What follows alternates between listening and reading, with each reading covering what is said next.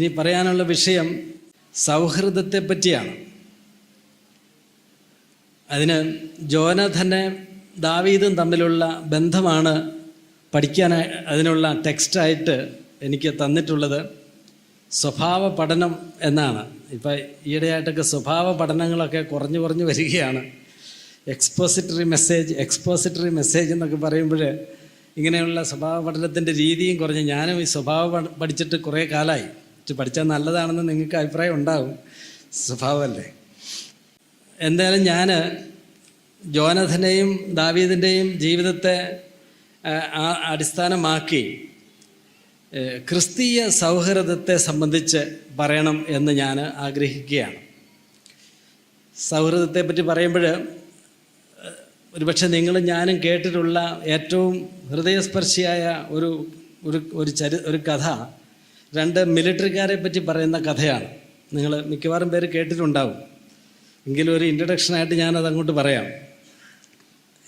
രണ്ട് ചെറുപ്പക്കാർ പട്ടാളത്തിൽ വെച്ച് അടുത്ത സുഹൃത്തുക്കളായി. അപ്പോൾ അവർ പട്ടാളത്തിൻ്റെ മുൻനിരയിൽ യുദ്ധം ചെയ്യുന്ന ചെറുപ്പക്കാരാണ്. അവർ ആത്മമിത്രങ്ങളായി. അങ്ങനെ അവരുടെ ട്രെയിനിങ് ഒക്കെ കഴിഞ്ഞു. അപ്പോൾ യുദ്ധം വന്നു. യുദ്ധമുന്നണിയിൽ അവർ യുദ്ധത്തിനായിട്ട് പോയി.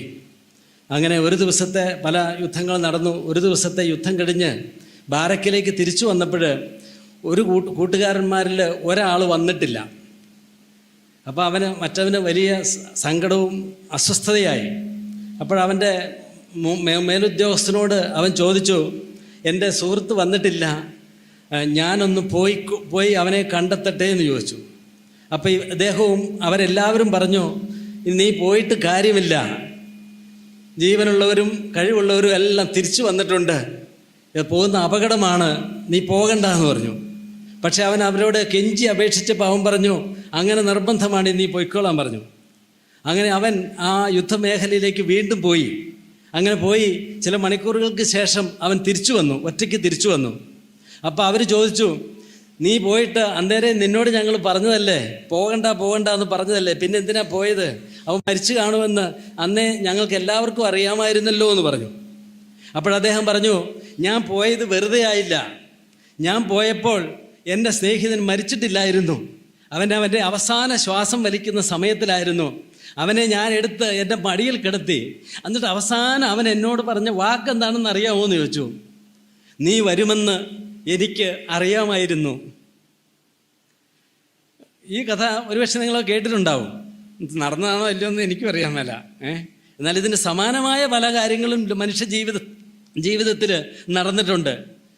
സ്നേഹത്തിൻ്റെ ആ ആർദ്രതയും അതിലടങ്ങിയിരിക്കുന്ന ആ തീക്ഷ്ണതയും തീവ്രതയും ഒക്കെയാണ് ഇങ്ങനെയുള്ള കഥകളും ഇങ്ങനെയുള്ള ജീവിതാനുഭവങ്ങളും ഒക്കെ നമ്മുടെ മുമ്പിൽ വരച്ച് കാണിക്കുന്നത്.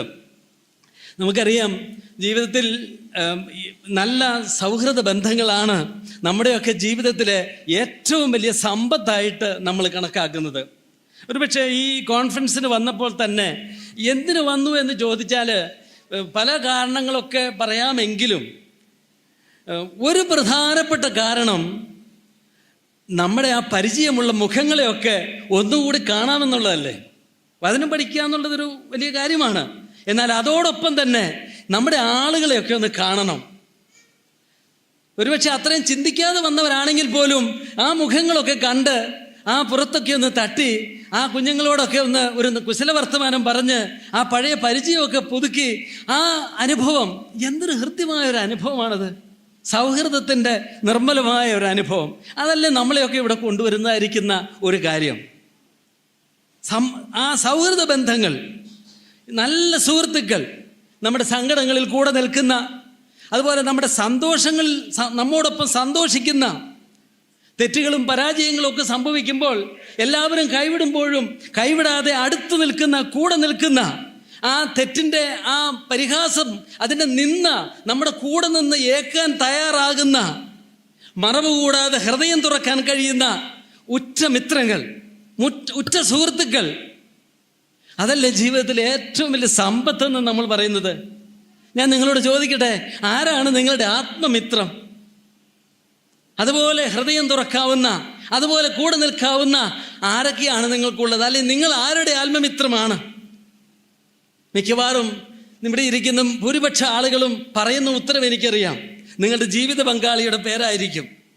എബ്രഹാം തോമസ് സഹോദരൻ കൗൺസിലിങ്ങിൻ്റെ നോട്ട് എഴുതിയപ്പോൾ അതിന് അവസാനം 10 കാര്യങ്ങൾ പറഞ്ഞപ്പോൾ കൗൺസിലേഴ്സിന് അറിയാം, കൗൺസിലിംഗ് ഏറ്റവരൊക്കെ അത് മറന്നുപോയി കാണുമായിരിക്കും. അതിലൊന്ന് എഴുതിയിരിക്കുന്നത്, നിങ്ങൾ ജീവിതത്തിലെ ഏറ്റവും അടുത്ത കൂട്ടുകാരായിരിക്കണം എന്നാണ് പറഞ്ഞത്. അത് നിങ്ങൾക്ക് സൂക്ഷിക്കാനായിട്ട് കഴിഞ്ഞാൽ നിങ്ങളുടെ വിജയം, അതാണ് നിങ്ങളുടെ വിജയം എന്ന് പറഞ്ഞു. അതിലാണ് പലരുടെയും സ്ട്രഗിൾ എന്നുള്ളതാണ് ഏറ്റവും വലിയൊരു സങ്കടമായിരിക്കുന്ന ഒരു കാര്യം. ആ കൂട്ടുനില നിർത്താൻ നമുക്ക് കഴിയുന്നുണ്ടോ? കഴിഞ്ഞാൽ അത് വിജയിച്ചു. പലതും നേടാൻ കഴിഞ്ഞില്ലായിരിക്കും, പക്ഷെ ജീവപര്യന്തം ആ കൂട്ട് അത് കാത്തു സൂക്ഷിക്കുന്നവർ മിത്രങ്ങളുള്ളവരാണ്. പിന്നെ മാതാപിതാക്കളും മക്കളും തമ്മിലുള്ള കൂട്ട്, ചില അപ്പന്മാരും മക്കളും തമ്മിലുള്ള കൂട്ട് കണ്ട് എനിക്ക് കൊതിയായിട്ടുണ്ട്. അതിന് കാരണം എന്താണെന്ന് വെച്ചാൽ, എൻ്റെ അപ്പനോടൊന്നും എനിക്ക് അത്ര വലിയ കൂട്ടില്ലായിരുന്നു. ഒരു പേടി സ്വപ്നമായിരുന്നു എന്ന് ഞാൻ ചിലപ്പോഴൊക്കെ ഓർക്കാം. നല്ല മനുഷ്യനായിരുന്നു കേട്ടോ, അതും കൂടെ പറയണമല്ലോ, പറയുമ്പോൾ ഒരു ദുഷ്ടനാന്ന് പറയരുത്, നല്ല ആളായിരുന്നു. പക്ഷേ ഈ മാതാപിതാക്കളും മക്കളും തമ്മിലുള്ള കൂട്ട് എന്നുള്ളത് അവരുടെ കൾച്ചറിൽ, ഡിക്ഷണറിയിൽ ഇല്ലാത്തൊരു കാലഘട്ടം ഉണ്ടായിരുന്നു.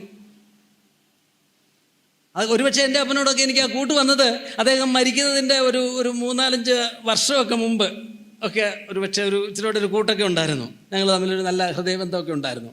അതിനു മുമ്പൊക്കെ ആ കൂട്ടില്ലായിരുന്നു. അപ്പോൾ ചിലരൊക്കെ അങ്ങനെ കൂട്ടുകൂടുന്ന കാണുമ്പോൾ എനിക്ക് കൊതിയായിട്ടുണ്ട്. പിന്നെ നമ്മുടെ മറ്റു കൂട്ടുകാർ, എന്തൊരു ഹൃദ്യമായ ബന്ധങ്ങളാണ് നമ്മളൊക്കെ തുടരുന്നത്. അപ്പം അങ്ങനെയുള്ള ഒരു സൗഹൃദത്തിൻ്റെ ഒരു കഥയാണ്, ഒരു ചരിത്രമാണ് ദാവീദും യോനാഥാനും തമ്മിലുള്ള ബന്ധം. അതൊരു ഉത്തമ മാതൃകയാണെന്ന് പറയാതിരിക്കാൻ കഴിയില്ല. ബൈബിളിൽ എവിടെയാണ് ഇതുപോലൊരു ബന്ധം നമുക്ക് കാണാൻ വേറെ കഴിയുക? ഒരു അസാധാരണമായിരിക്കുന്ന ബന്ധമാണ്. അങ്ങനെ സംഭവിക്കാൻ ഒരു സാധ്യതയും ഒരുപക്ഷെ നമ്മൾ സാധാരണഗതിയിൽ കാണുന്നില്ല. ആരാണ് ദാവീദ്? അന്ന് ആ സമയത്ത് മിക്കവാറും അവർക്ക് ഒരു 21, 22, 23 വയസ്സൊക്കെ ആയിരിക്കും ദാവീദിന്. യോനാഥാന് ഒരുപക്ഷെ 30 വയസ്സിനോട് അടുത്തോ അതിന് താഴെയൊക്കെ ആയിരിക്കും. അവർ തമ്മിലുള്ള ആ അടുപ്പം, അവിടെ മുതൽ യോനാഥാൻ മരിക്കുന്നത് വരെ ആ ബന്ധത്തിൻ്റെ ആ ഹൃദ്യത നമുക്ക് ശമൂവേലിൻ്റെ പുസ്തകത്തിൽ നമുക്ക് വായിച്ചെടുക്കാനായിട്ട് കഴിയും. അവൻ ശൗലിനോട് സംസാരിച്ച് തീർന്നപ്പോൾ യോനാഥാന്റെ മനസ്സ് ദാവീദിന്റെ മനസ്സോട് പറ്റിച്ചേർന്നു. യോനാഥാൻ അവനെ സ്വന്തം പ്രാണനെ പോലെ സ്നേഹിച്ചു. ശൗൽ അവനെ ചേർത്തുകൊണ്ടു അവൻ്റെ പിതൃഭവനത്തിലേക്ക് മടങ്ങിപ്പോകുവാൻ പിന്നെ അനുവദിച്ചതുമില്ല. യോനാഥാൻ ദാവീദിനെ സ്വന്തം പ്രാണനെ പോലെ സ്നേഹിക്കൊണ്ട് അവനുമായി സഖ്യത ചെയ്തു. യോനാഥാൻ താൻ ധരിച്ചിരുന്ന ബേലങ്കി ഊരി അതും തൻ്റെ വസ്ത്രവും വാളും വില്ലും അരക്കച്ചയും ദാവീദിന് കൊടുത്തു. എവിടുന്നോ വന്നൊരു ഇടയ ചെറുക്കൻ അവനെ സ്നേഹിക്കാനായിട്ട് തുടങ്ങിയാണ്. പിന്നെ ആ ബന്ധത്തിൻ്റെ പല രൂപങ്ങളൊക്കെ പിന്നീടുള്ള വാക്യങ്ങളൊക്കെ നമ്മൾ വായിക്കുന്നുണ്ട്. അവനെ സ്നേഹിച്ചു, അവനെ ചേർത്തുകൊണ്ടു, അവന് സഖ്യത ചെയ്തു, അവനുള്ള വലിയ നിക്ഷേപങ്ങൾ ഒക്കെ അവന് കൊടുത്തു. വീട്ടിൽ പോകാൻ പിന്നെ സമ്മതിച്ചില്ല, അവനെ കൂടെ നിർത്തി. എത്ര ഹൃദ്യമായൊരു സൗഹൃദമാണ്. അവരുടെ ഹൃദയം പറ്റിച്ചേർന്നു എന്നല്ല നമ്മളവിടെ വായിക്കുന്നത്. പിന്നീട് നമ്മൾ വായിക്കുന്നൊരു കാര്യം, പിന്നീട് പറയുന്നുണ്ട്, ശൗലിൻ്റെ ബന്ധം നമുക്കറിയാമല്ലോ. ശൗലുമായിട്ട് ദാവീദ് പിണങ്ങി, ശൗല് ദാവീദിനോട് പിണങ്ങി അവനെ വെറുക്കാനൊക്കെ തുടങ്ങിയപ്പോഴും യോനാഥാൻ പറഞ്ഞ വാക്ക് നിങ്ങൾക്കറിയുമോ? എൻ്റെ അപ്പനായ ശൗലിന് നിന്നെ പിടികിട്ടുകയില്ല, നീ ഇസ്രായേലിൻ്റെ രാജാവാകും. അതവൻ പറയുമ്പോൾ എന്താ പറയുന്നേ? സാധാരണ രാജാക്കന്മാരുടെ രീതി വെച്ചാൽ യോനാഥാനാണ് അടുത്ത രാജാവ്. നീ ഇസ്രായേലിൻ്റെ രാജാവാകും, അന്ന് ഞാൻ നിനക്ക് 2ാമൻ ആയിരിക്കും. അതെങ്ങനെ ഒരാൾക്ക് പറയാൻ കഴിഞ്ഞു? ഒരു സഭയിലെ 2 മൂപ്പന്മാർക്ക് പോലും കഴിയല്ല അല്ലേ? അവർ പോലും 1ാമൻ ആരാ എന്നുള്ളതാണ്. അപ്പസ്വലന്മാർക്ക് കഴിഞ്ഞിട്ടില്ല അല്ലേ? അവരൊക്കെ എത്ര കാലം കഴിഞ്ഞിട്ടൊക്കെയാണ്, ആദ്യകാലത്തൊന്നും വന്നില്ലല്ലോ. 2 സഹോദരന്മാർക്ക് കഴിയുന്നുണ്ട്, സഹോദരിമാർക്ക് കഴിയുന്നുണ്ടോ? ഞാൻ 2ാമനായിരിക്കും എന്നാ പറഞ്ഞേ. നീ ആയിരിക്കും 1ാമൻ. എന്നിട്ട് പറയാം, അതെൻ്റെ അപ്പനായ ശൗലും അറിയുന്നു എന്ന് പറഞ്ഞു. തൻ്റെ രാജസ്ഥാനം പോലും, അതായത് ഒരർത്ഥത്തിൽ പറഞ്ഞാൽ അതൊരു വലിയ തിരിച്ചറിവാണ്. ദൈവം ഒരാളെ വലിയവനാക്കിയാൽ ഈ ലോകത്തിലെ ഒരു ശക്തിയും അതിനെതിരെ നിൽക്കുന്നതുകൊണ്ട് കാര്യമില്ല, ഭോഷത്വമാണ്. ദൈവം ഒരാൾക്കൊരു സ്ഥാനം കൊടുത്താൽ ഞാൻ അതിൻ്റെ മേലെ പോകാൻ പോയാൽ നടക്കിയാൽ അന്ത്യമുള്ള തിരിച്ചറിവല്ലേ ഏറ്റവും വലിയ തിരിച്ചറിവ് എന്ന് പറയുന്നത്. അതറിയാമായിരുന്നു. അത് അസൂയപ്പെട്ടിട്ടോ അത് പിടിച്ചു പറിക്കാൻ ശ്രമിച്ചിട്ടോ അതല്ല ശൗല് ചെയ്തത്. ശൗലിന് കൃത്യമായി അറിയാം അതിൻ്റെ ഭോഷത്വം എന്ന് പറയുന്നത് ദാവീദ് രാജാവാകുമെന്ന്. എന്നിട്ടും ഇവനെ പിടിക്കാനായിട്ട് ഈ പുറകെ നടക്കുകയാണ്. അതാ മനുഷ്യർ ചെയ്യുന്നതായിരിക്കുന്ന കാര്യം. എന്നാൽ ജോനഥൻ അത് ചെയ്തില്ല. പിന്നീട് ജോനഥൻ മരിക്കുന്ന സമയത്ത് ദാവീദ് പാടുന്ന ആ പാട്ടുണ്ടല്ലോ, ജോനഥനെ എൻ്റെ സഹോദര, നിന്നെ ചൊല്ലി ഞാൻ ദുഃഖിക്കുന്നു, നീ എനിക്ക് അതിവത്സലനായിരുന്നു, നിൻ പ്രേമം കളത്ര പ്രേമത്തിലും വിസ്മയമേറിയത്. ഭാര്യയുടെ സ്നേഹം, അതിനേക്കാൾ നിന്റെ സ്നേഹം എനിക്ക് വിലപ്പെട്ടതായിരുന്നു എന്ന് ഒരു സുഹൃത്തിനോട് പറയുന്ന ആ ബന്ധമാണ് നമ്മളവിടെ വായിക്കുന്നത്. ജീവിതത്തിൻ്റെ പല മേഖലകളിലും ഇങ്ങനെയുള്ള ആത്മാർത്ഥമായ ബന്ധങ്ങൾ നിങ്ങൾക്കുണ്ട്, എനിക്ക് നിങ്ങൾക്കും ഒക്കെ ഉണ്ട്. അതൊക്കെ നമ്മൾ ഓർത്ത് നോക്കിയാൽ ഒരുപക്ഷെ ഭാര്യമാർ കല്യാണം കഴിക്കുമ്പോഴാണ് നമ്മുടെ പല മിത്രങ്ങളും നമ്മളെ അകന്നു പോയത്. കാരണം അതിനേക്കാൾ ആഴമുള്ള ബന്ധം വന്നപ്പോൾ, പങ്കുവയ്ക്കാൻ കഴിയാത്ത പോലെ ബന്ധം വന്നപ്പോൾ മറ്റുള്ളവർക്ക് കൊടുക്കാൻ സമയമില്ല. ചെറുപ്പക്കാരുടെ സ്നേഹം കണ്ടിട്ടില്ലേ? കൊച്ചു കുഞ്ഞുങ്ങൾ സ്കൂളിലൊക്കെ പഠിക്കുമ്പോൾ സ്നേഹം കണ്ടിട്ടില്ലേ? എന്തൊരു ഇഷ്ടമാണ് അവർക്ക്. അത്രമാത്രം ഹൃദ്യമായ ബന്ധങ്ങളാണ് പഠന സ്ഥലത്ത്, ജോലി സ്ഥലത്ത്, അയൽവക്കങ്ങളിലൊക്കെയുള്ള ഈ സൗഹൃദം. എന്നാൽ സഭയിലെ വിശ്വാസികൾ തമ്മിൽ ഇങ്ങനെ ഒരു ബന്ധമുണ്ടോ, ഒരു സൗഹൃദമുണ്ടോ എന്നുള്ളതല്ലേ നമ്മുടെ പരിശോധനയുടെ വിഷയം. ലോകത്തിലുള്ള ആളുകളുമായിട്ട് പറ്റുന്നിടത്തോളമൊക്കെ നല്ല സൗഹൃദങ്ങൾ നമുക്ക് സൂക്ഷിക്കാം. സഭയിലെ സഹോദരിമാർ തമ്മിൽ, സഹോദരന്മാർ തമ്മിൽ ഇങ്ങനെ ഒരു ആത്മബന്ധം, ഒരു ഹൃദ്യമായ ബന്ധം നമുക്ക് വളർത്തിയെടുക്കാനായിട്ട് കഴിഞ്ഞിട്ടുണ്ടോ? അതോ ഇനി ശൗലും ദാവീദും തമ്മിലുള്ള ബന്ധമാണോ? അതൊരു രസകരമായ ബന്ധമല്ലേ? 5-6 വർഷത്തെ ബന്ധം നമുക്കറിയാം. ദാവീദ് ഓടി രക്ഷപ്പെടുകയാണ്. അസൂയ മൂത്തിട്ട്, സ്വാർത്ഥത മൂത്തിട്ട്, തൻ്റെയും തൻ്റെ മകനൊക്കെ വേണ്ടിയുള്ള ആ ദുരമൂത്തിട്ട് ദാവീദിനെ കൊല്ലാൻ നടക്കുന്ന അസൂയാലുവായ ഒരു മനുഷ്യൻ. ഒരു ബന്ധമാണതല്ലേ? അതാണോ നമ്മുടെ ബന്ധങ്ങളെ നിർവചിക്കുന്നത്? അതോ ദാവീദിനും ജോനഥനും തമ്മിലുണ്ടായിരുന്ന ആ ഹൃദ്യമായ ബന്ധമാണോ?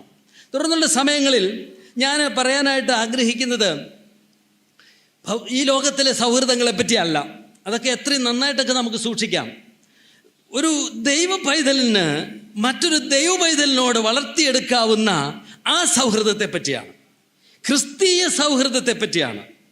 ആ സൗഹൃദത്തിൻ്റെ സവിശേഷതയും ആ സൗഹൃദത്തിൻ്റെ അടിസ്ഥാനവും ആ സൗഹൃദത്തിൻ്റെ ഹൃദ്യതയും അതിൻ്റെ ശാശ്വതമായിരിക്കുന്ന നന്മകളും നമ്മൾ ചിന്തിക്കണം, നമ്മളത് മനസ്സിലാക്കണം. അത് ഈ ലോകത്തിലുള്ള ആളുകൾക്ക് മനസ്സിലാകാത്ത ഒരു കാര്യമാണ്. ഒന്നാമത്, ക്രിസ്തീയതയിൽ സൗഹൃദത്തിൻ്റെ പ്രാധാന്യം നമുക്ക് നോക്കാം.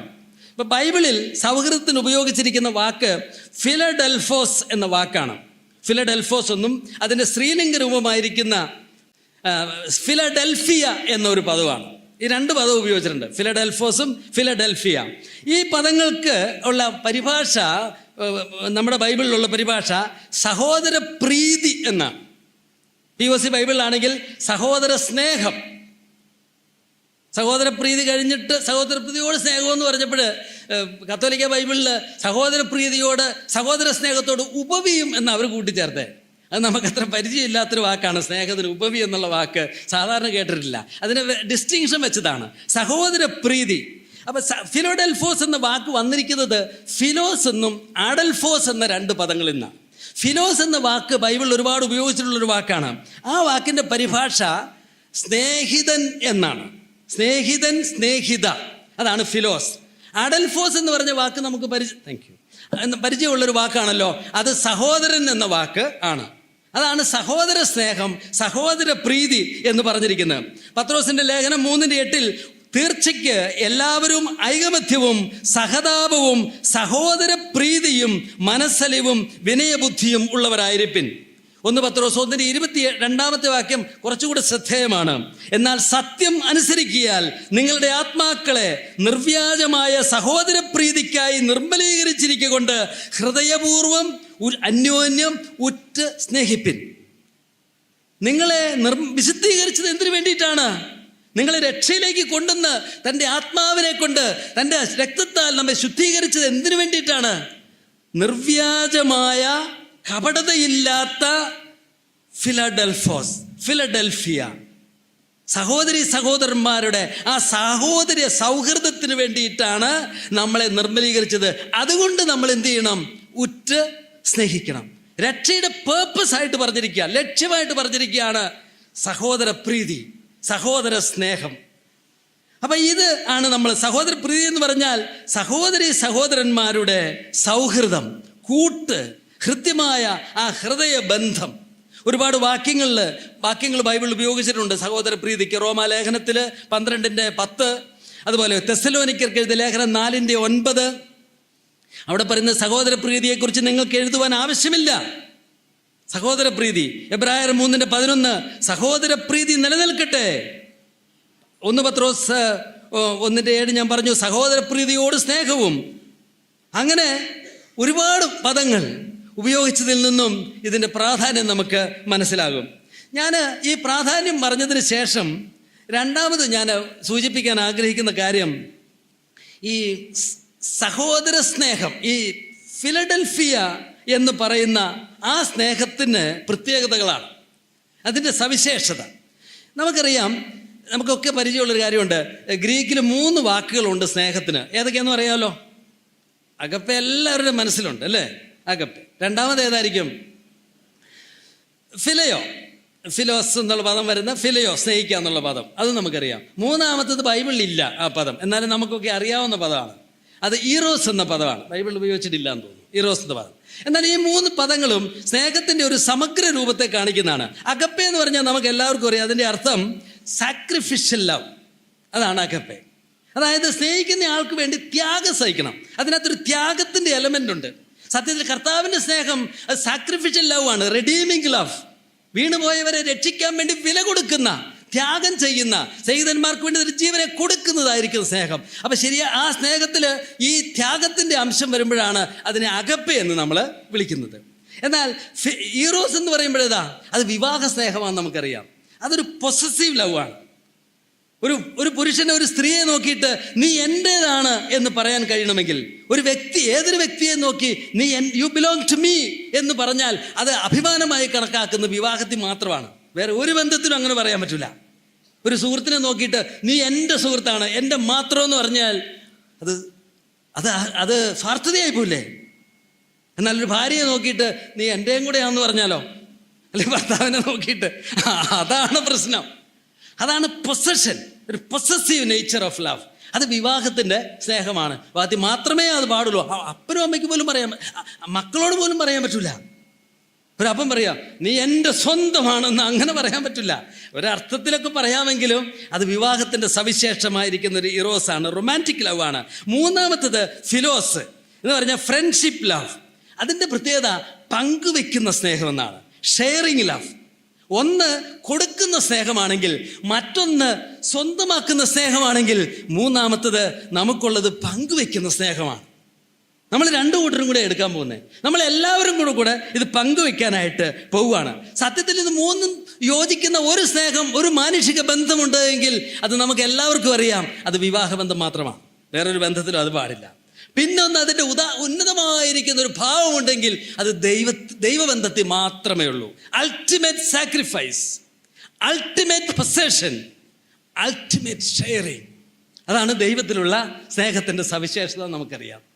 അപ്പോൾ അത് സ്നേഹത്തെപ്പറ്റി മനസ്സിലാക്കുന്നതാണ്. പക്ഷെ നമ്മുടെ വിഷയം എന്താണ്? നമ്മുടെ വിഷയം ഈ പങ്കുവയ്ക്കുന്ന സ്നേഹത്തെ പറ്റിയാണ്. അതാണ് ഫിലോസ്, അതാണ് സ്നേഹിതന്മാരുടെ സ്നേഹം, അതാണ് സഹോദര സ്നേഹം. മനുഷ്യരുടെ സൗഹൃദങ്ങളിലൊക്കെ ഈ പങ്കുവയ്ക്കലുണ്ടെന്ന് നമുക്കറിയാം. ഇപ്പോൾ ഒരു സ്ഥലം പങ്കുവയ്ക്കുന്നവർ തമ്മിൽ സ്നേഹമില്ലേ? ഒരു വിശ്വാസം പങ്കുവയ്ക്കുന്നവർ സ്നേഹമില്ലേ? ഒരു ജോലി ചെയ്യുന്നവർ തമ്മിൽ സ്നേഹമില്ലേ? ഒരു ബസ്സിൽ പോകുന്നവർ തമ്മിൽ സ്നേഹമുണ്ട്.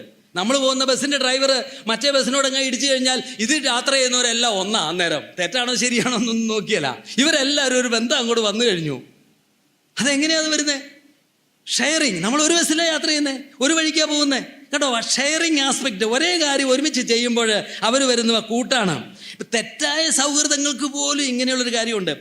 ഞങ്ങളുടെ വീടിൻ്റെ അടുത്തൊരു ചെക്ക് ഡാമുണ്ട്.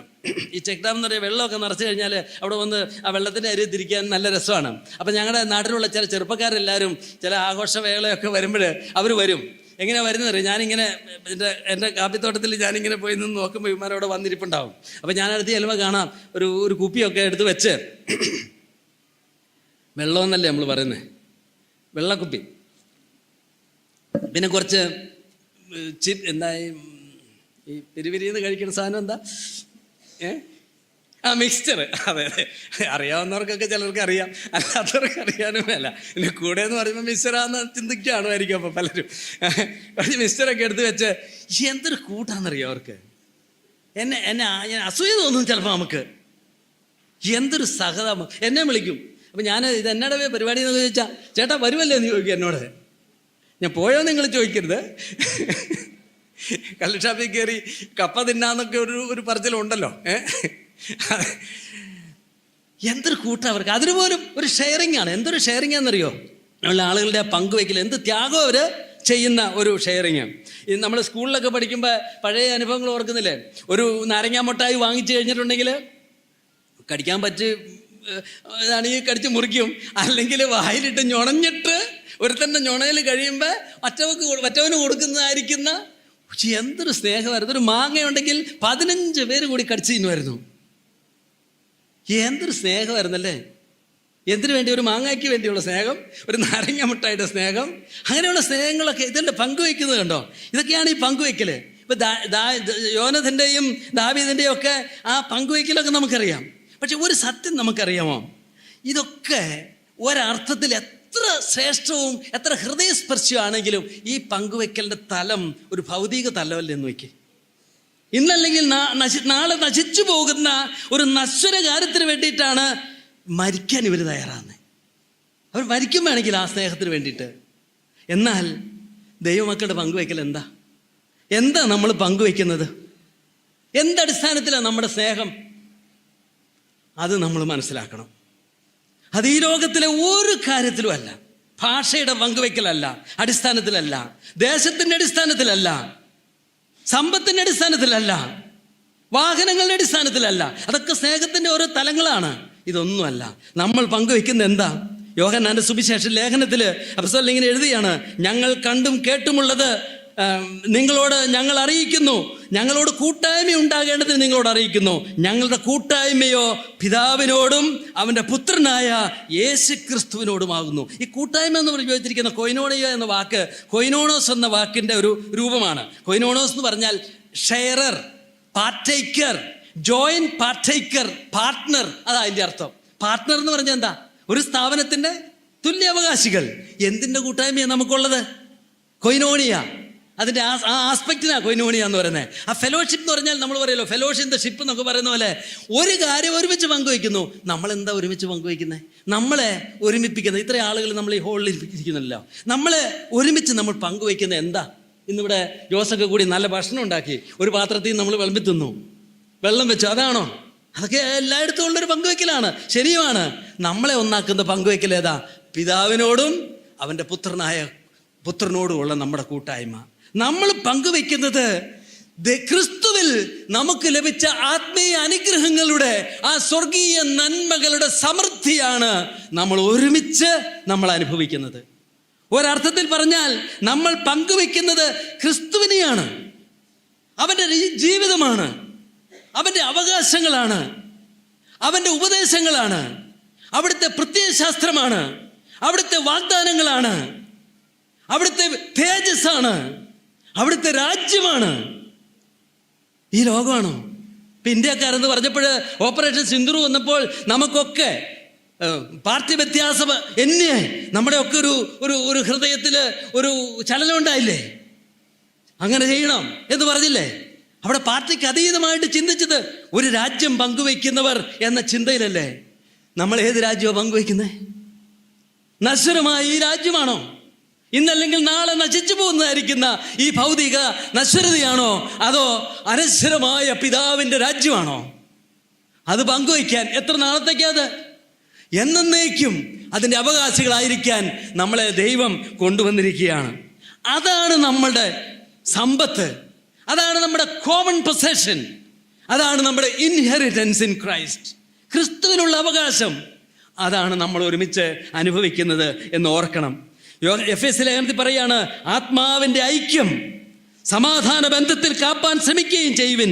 നിങ്ങളെ വിളിച്ചപ്പോൾ ഏകപ്രത്യാശയ്ക്കായി വിളിച്ചതുപോലെ ആത്മാവൊന്ന്, കർത്താവ് ഒരുവൻ, വിശ്വാസമൊന്ന്, സ്നാനമൊന്ന്, എല്ലാവർക്കും മീതെയുള്ളവനും എല്ലാവരിലും കൂടി വ്യാപരിക്കുന്നവനും എല്ലാവരിലും ഇരിക്കുന്നവനുമായി എല്ലാവർക്കും ദൈവവും പിതാവുമായവൻ ഒരുവൻ. ഒരപ്പൻ്റെ മക്കളാണ് നമ്മൾ. ഒരു സ്വർഗീയ ഭവനത്തിൻ്റെ അവകാശികളാണ് നമ്മൾ. ഒരേ തേജസ്. ഏതാ തേജസ്? ക്രിസ്തുവിൻ്റെ തേജസ് നമ്മുടെ തേജസ്സായിട്ട് പകുത്തു തരികയാണ് ചെയ്യുന്നത്. സ്വർഗം ആരുടെയാ? കർത്താവിൻ്റെയാണ്, അല്ലേ? ഏകപുത്രൻ്റെയാണ്. ആ സ്വർഗീയ അവകാശത്തിലേക്ക്, സ്വർഗത്തിലെ സകല ആത്മീയ അനുഗ്രഹങ്ങളുടെയും അവകാശത്തിലേക്ക് നമ്മളെ കൊണ്ടുവന്നിട്ട് പറയുകയാണ്, എൻ്റെ കൂടെ നിങ്ങളും അനുഭവിക്കാൻ പറഞ്ഞു. സഹോദരന്മാർ എന്ന് വിളിച്ച് പറയുകയാണ്, ഇത് നമുക്ക് ഒരുമിച്ചുള്ളതെന്ന് പറഞ്ഞു. അതാണ് നമ്മുടെ സാഹോദര്യത്തിൻ്റെ തലം എന്ന് നമ്മൾ ഓർക്കണം. ക്രിസ്തുവാണ് നമ്മുടെ പൊതു അവകാശം. എബ്രായ ലേഖനക്കാരൻ പറയുകയാണ്, ആദ്യ വിശ്വാസം അവസാനത്തോളം മുറുകെ പിടിച്ചുകൊണ്ടാൽ നാം ക്രിസ്തുവിൽ പങ്കാളികൾ. മെറ്റോക്കോസ് എന്ന് പറഞ്ഞാൽ പാർട്ട്ണർ എന്നാണ്. പാർട്ട്നേഴ്സ് ആയിരിക്കുക എന്ന് പറഞ്ഞ് യേശു ക്രിസ്തുവിൽ നമ്മളൊക്കെ പാർട്ട്നേഴ്സാണ്. അതാണ് നമ്മളെ ഒരുമിപ്പിക്കുന്ന ബോണ്ട് എന്ന് പറയുന്നത്. ക്രിസ്തുവാണ്, ക്രിസ്തുവിൻ്റെ നന്മകളാണ്, ആ രക്ഷയുടെ സമൃദ്ധിയാണ് നമ്മെ ഒരുമിപ്പിച്ചിരിക്കുന്നത്. അത് നമുക്ക് വിശദമായിട്ട് പല കാര്യങ്ങൾ അതിൽ പറയാം. ഒന്ന് നോക്കിയേ, നമ്മുടെ ആത്മീയ ശുശ്രൂഷകൾ. ഈ ലോകത്തിൽ യേശു ക്രിസ്തുവിനൊരു ദൗത്യമുണ്ട്. അതെന്താ? ലോകത്തെ വീണ്ടെടുക്കുക എന്നുള്ള ദൗത്യം. ലോകസ്ഥാപനത്തിന് മുമ്പേ പേരെഴുതിയിരിക്കുന്ന അവൻ്റെ ആട്ടിൻകൂട്ടത്തിൽപ്പെട്ട എല്ലാവരെയും കണ്ടെത്തി രക്ഷിച്ച് ഒരിടയനും ഒരു തൊഴുത്തുമാക്കുന്ന ആ മഹാദൗത്യം നമ്മുടെ കർത്താവ് വിജയകരമായിട്ട് ചെയ്തുകൊണ്ടിരിക്കുകയാണ്. ആ പ്രോഗ്രാമിലേക്ക് നമ്മളെ വിളിച്ചിട്ട് പറയാണ്, നിങ്ങൾ എൻ്റെ കൂടെ കൂടണമെന്ന് പറഞ്ഞു. Partakers of the ministry of evangelism. ആ റിഡംപ്റ്റീവ് വർക്ക്, ആ രക്ഷിക്കുന്ന ദൗത്യത്തിൽ നമുക്കൊക്കെ ഒരു പങ്ക്. അവൻ്റെ കഷ്ടങ്ങളിൽ നമുക്ക് പങ്കുണ്ടോ? പത്രോസ് പറഞ്ഞെന്താ? ക്രിസ്തുവിൻ്റെ കഷ്ടങ്ങളിൽ we are sharers. അത് വടക്കേ ഇന്ത്യയിൽ ഒരാൾ ജയിലിൽ കിടന്നാൽ നമ്മുടെ ഹൃദയം വിങ്ങുന്ന എന്താ? അത് നൈജീരിയയിലോ സൊമാലിയയിലോ വേറെ സ്ഥലമുണ്ടല്ലോ, അവിടെ ക്രിസ്ത്യാനികളെ, ദൈവമക്കളെ അവരുടെ പള്ളിയിൽ കയറി ബോംബ് വെച്ച് പൊട്ടിച്ചാൽ, അവരുടെ വീടുകൾ അഗ്നിക്കിരയാക്കിയാൽ, അവരുടെ പെൺകുട്ടികളെ ബലാത്കാരം ചെയ്ത് അവരെ വഷളാക്കിയാൽ നമ്മുടെ ചങ്ക് പിടയ്ക്കുന്ന എന്തിനാ? ഒന്നാണ്, അവൻ്റെ കഷ്ടങ്ങളിൽ നമുക്കൊരു പങ്കുണ്ട്. ആ പങ്ക് ക്രിസ്തുവിൻ്റെ കഷ്ടങ്ങൾ നമ്മുടെ പൊതുവായ കഷ്ടങ്ങളാണ്. അതുകൊണ്ട് ശരീരത്തിൽ ഒരു അവയവം വേദനിച്ചാൽ നമുക്ക് വേദനിക്കാതിരിക്കാൻ പറ്റില്ല. കുടുംബത്തിൽ ഒരു അംഗത്തിന് തകർച്ച വന്നാൽ നമുക്ക് തകരാതിരിക്കാൻ കഴിയല. നമുക്ക് ഒരുമിച്ചുള്ള വേദനയാണത്. ക്രിസ്തുവിൻ്റെ വിജയങ്ങൾ നമുക്ക് ഒരുമിച്ചുള്ള വിജയങ്ങളാണ്. ക്രിസ്തുവിൻ്റെ സന്തോഷം നമ്മൾ ഒരുമിച്ചുള്ള സന്തോഷങ്ങളാണ്. ക്രിസ്തുവിൻ്റെ സകല നന്മകളും നമുക്ക് ഒരുമിച്ചുള്ളതാണ്. ദൈവരാജ്യത്തിൻ്റെ പങ്കാളികളാണ്. അതാണ് നമ്മുടെ ഐക്യത്തിൻ്റെ അടിസ്ഥാനം. കുട്ടിക്കാലത്തെ നമ്മുടെ ഐക്യങ്ങളൊക്കെ താൽക്കാലികമാണെന്ന് നമുക്കറിയാം.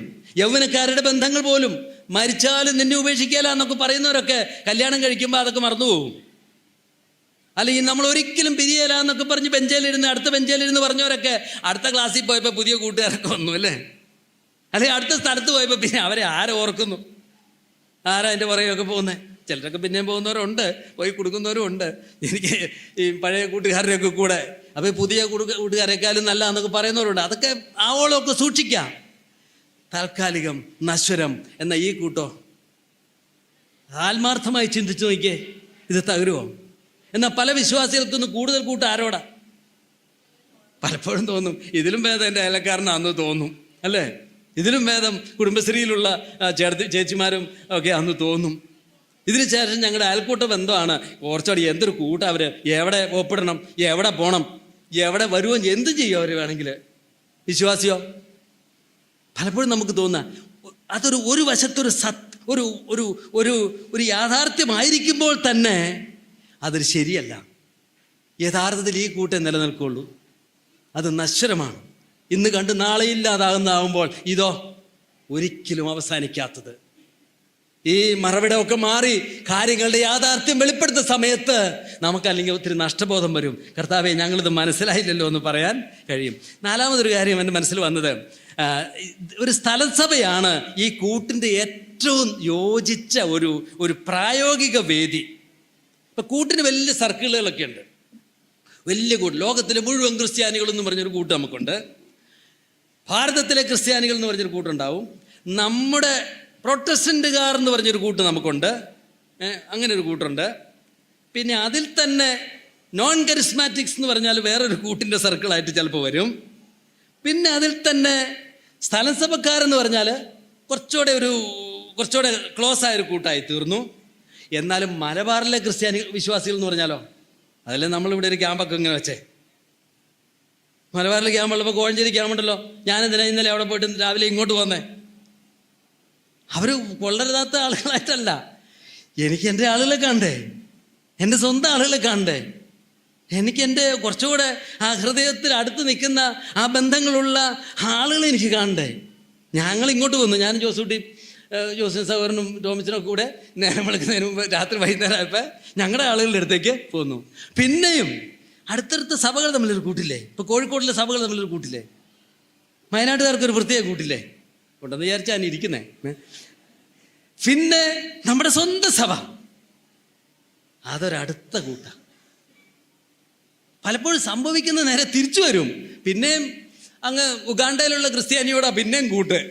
ഇവിടുത്തെ അടുത്തിരിക്കുന്നവർ അനുജനെ നോക്കാൻ എന്ന് പറഞ്ഞ പോലെ അക്ഷികൾ അത്ര നല്ലതല്ല അല്ലേ, അത് കാണിയല്ല. ദൂരെയുള്ളവരോടൊക്കെ ഭയങ്കര പ്രാർത്ഥനയും, സോമാലിയക്കാർക്ക് വേണ്ടി ഉഗാണ്ടക്കാർക്ക് വേണ്ടി പ്രാർത്ഥിക്കുകയും, അടുത്തിരിക്കുന്നവനെ എന്നാ വന്നാലും അവനൊക്കെ ഇത്രയൊക്കെ വരുള്ളൂ, അതൊക്കെ പണ്ടേ ഞാൻ വിചാരിച്ചതാ മനസ്സിലാക്കിയാന്നൊക്കെ പറഞ്ഞ് അവരെ അകറ്റും. പക്ഷേ അതാണൊരു യാഥാർത്ഥ്യമെങ്കിൽ ക്രിസ്തീയ ജീവിതം ഇപ്പോഴേ അനുഭവിക്കാൻ കഴിയാമെന്നുള്ള ഒരു സത്യമാണത്. നമുക്കതങ്ങ് മാറ്റണം. ഈ കൂട്ട് കർത്താവിന് പോലും ക്ലോസ് സർക്കിൾ ഉണ്ടായിരുന്നു. എനിക്ക് തോന്നുന്നു 3 പേരെ ഗസമേനെ പോയപ്പോൾ എന്നോട് കൂടെ ഉണർന്നിരിക്കണമെന്ന് പറഞ്ഞ് 3 പേരെ കൊണ്ടുപോയില്ലേ. മറ്റുള്ളവർക്ക് അസൂയ തോന്നിയോന്ന് അറിഞ്ഞുകൂടാ, തോന്നിയാലും തോന്നി, അവർക്ക് അല്ലെങ്കിലും കുറേ അസൂയൊക്കെ അന്നുണ്ടല്ലോ. കർത്താവരെ കൊണ്ടുപോയി എൻ്റെ കൂടെ ഉണർന്നിരിക്കണമെന്ന് പറഞ്ഞു. 1 മണിക്കൂർ നിങ്ങൾക്ക് എൻ്റെ കൂടെ ഉണർന്നിരിക്കാൻ പറ്റിയല്ലേ എന്ന് കർത്താവ് ചോദിക്കുന്നത് ആ ഹൃദയത്തിൻ്റെ ആ സങ്കടം നമുക്ക് മനസ്സിലാവും. കൂട്ടുകാരെ, അടുത്ത കൂട്ടുകാരെ, ഒരു സ്ഥലസഭ എന്ന് പറഞ്ഞാൽ ഇങ്ങനെ ഒരു സൗഹൃദ കൂട്ടായ്മ ആയിരിക്കണം. ഇപ്പം അതൊന്നും ഔദ്യോഗികതയുടെ ഒരു ഹോൾ ഉള്ളായതുകൊണ്ടോ അല്ലെങ്കിൽ ഒരു സെമിത്തേരിയിൽ അവസാനം നമ്മളെല്ലാം പണ്ടൊക്കെ പറയുമായിരുന്നല്ലോ, അവസാനം ഇവിടെയാണ് ഞങ്ങളൊക്കെ പോയി കിടക്കണേന്ന് പറഞ്ഞൊരു ബന്ധം ഉണ്ടായിരുന്നല്ലോ. അതൊക്കെ നമുക്ക് ഈയിടെയൊക്കെയാണ് വരുന്നത്. പണ്ട് നമുക്കില്ലായിരുന്നു. ഏത് കാപ്പിച്ചോട്ടില്ല ഏത് വാഴച്ചോട്ടില്ല കിടക്കണേന്ന് അറിയാൻ മേലാത്ത കാലം ഉണ്ടായിരുന്നു. എന്നാലും ചില ആളുകൾ വിശ്വാസത്തിൻ്റെ കാര്യമൊക്കെ പറയുമ്പോൾ ആ കിടക്കണേടുത്ത് പോയി കിടക്കണം. സെമിത്തേരിയാണ് ഇവരെ ഒരുമിപ്പിക്കുന്നതായിരിക്കുന്ന ആ ഘടകം. നമ്മളെ ഒരുമിപ്പിക്കുന്ന ഘടകം സെമിത്തേരി അല്ല. നമ്മളെ ഒരുമിപ്പിക്കുന്നതായിരിക്കുന്ന ഘടകം എന്താ? നമ്മൾ ഒരുമിച്ച് വിശ്വസിക്കുന്ന നമ്മുടെ കർത്താവ്. അപ്പോസ്തലപ്രവൃത്തി വായിക്കുന്നുണ്ട്, വിശ്വസിച്ചവരെല്ലാവരും ഒരുമിച്ചിരുന്നു, സകലവും പൊതുവക എണ്ണുകയും ജന്മഭൂമികൾ എന്ന് പറഞ്ഞാൽ നമ്മുടെയൊക്കെ ആധാരത്തിലുള്ള ഭൂമിക്കല്ലേ ഈ ജന്മഭൂമി എന്ന് പറയുന്നത്, ജന്മം പട്ടയമൊക്കെ കിട്ടിയത്. ജന്മഭൂമികളും വസ്തുക്കളും വിറ്റ് അവനവന് ആവശ്യമുള്ളതുപോലെ എല്ലാവർക്കും പങ്കിടുകയും ഒരുമനപ്പെട്ട് ദിനം പ്രതി ദേവാലയത്തിൽ കൂടി വരികയും വീട്ടിൽ അപ്പം നുറുക്കിക്കൊണ്ട് ഉല്ലാസവും ഹൃദയപരമാർത്ഥതയും വേണ്ട ഭക്ഷണം കഴിക്കുകയും ചെയ്തു. നമുക്കത് കിട്ടുമോ? നമുക്കതുണ്ടോ? പ്രിയ സഹോദരന്മാരെ, ഞാൻ പറയുന്നുണ്ട്. വെറുതെ നമ്മൾ നെഗറ്റീവായിട്ട് ചിന്തിക്കേണ്ട കാര്യമൊന്നുമില്ല. അതല്ലേ ഞാൻ എൻ്റെ സഭയിൽ അനുഭവിക്കുന്നത്, അതല്ലേ എൻ്റെ സഭാവിശ്വാസികൾ എനിക്ക് വേണ്ടപ്പെട്ടവരായിട്ടിരിക്കുന്നത്, അതല്ലേ നിങ്ങൾ ഓരോരുത്തരും നിങ്ങളുടെ സ്ഥലസഭകളിൽ അനുഭവിക്കുന്നത്.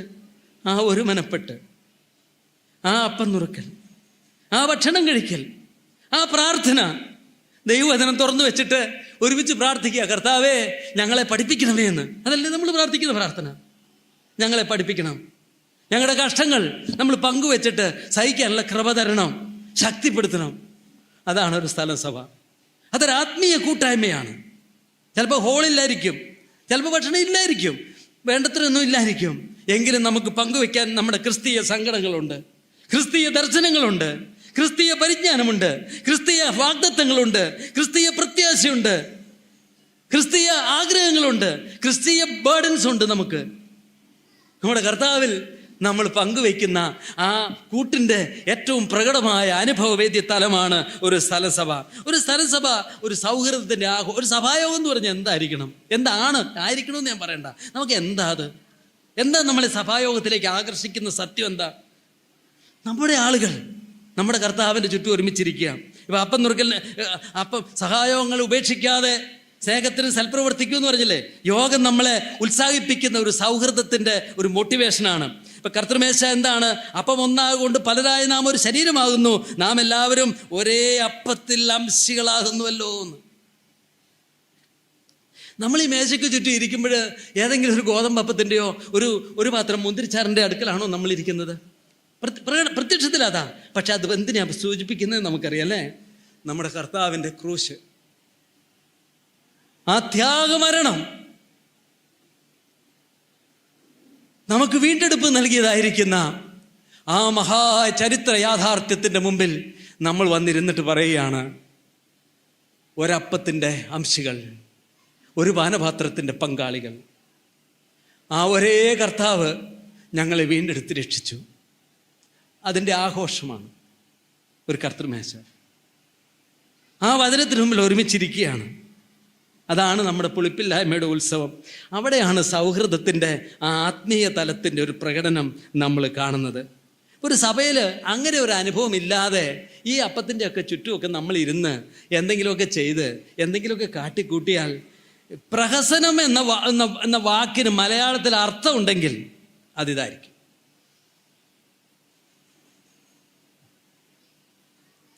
കർത്താവിനെ ഞങ്ങൾ ഒന്നാണെന്നുള്ള പരസ്യ പ്രഖ്യാപനം ലോകത്തിൻ്റെ മുമ്പിൽ നമ്മൾ അനുഭവിക്കുകയാണ്. അതാണ് കർത്തൃമേശ. കൂട്ടായ്മയുടെ ഭക്ഷണമാണ്. ഞാൻ സൗഹൃദത്തിന് ചില പ്രയോജനങ്ങൾ കൂടെ പറയാൻ. ഹൃദ്യമായ ഒരു കൂട്ട്, ഒരു ആത്മീയ കൂട്ട്, മറ്റു കൂട്ടുകളൊക്കെ നമുക്കുണ്ടല്ലോ.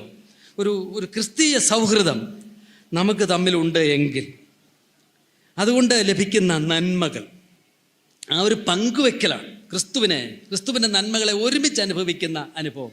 ഞാൻ ഈയിടെ കേട്ട ഒരു സിനിമയെ പറ്റി പറയാം. ഞാൻ കണ്ട സിനിമ എന്ന് പറഞ്ഞപ്പോൾ അതൊരു ദുർമാതൃകയായി പോകാൻ ചിലപ്പോൾ സാധ്യതയുണ്ടല്ലോ. അങ്ങനെയൊന്നും ഇല്ലയെന്ന് തോന്നില്ല, കുറച്ചു കാലം മുമ്പായിരുന്നു.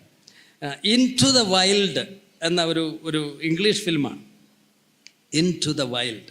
ഞാനത് കണ്ടിട്ടില്ല. അത് കണ്ടു നോക്കിയിട്ട് വല്ല മോശമുണ്ടെങ്കിൽ എന്നോട് ചോദിക്കരുത്. ആരെങ്കിലും കണ്ടവരുണ്ടെങ്കിൽ പറയാം.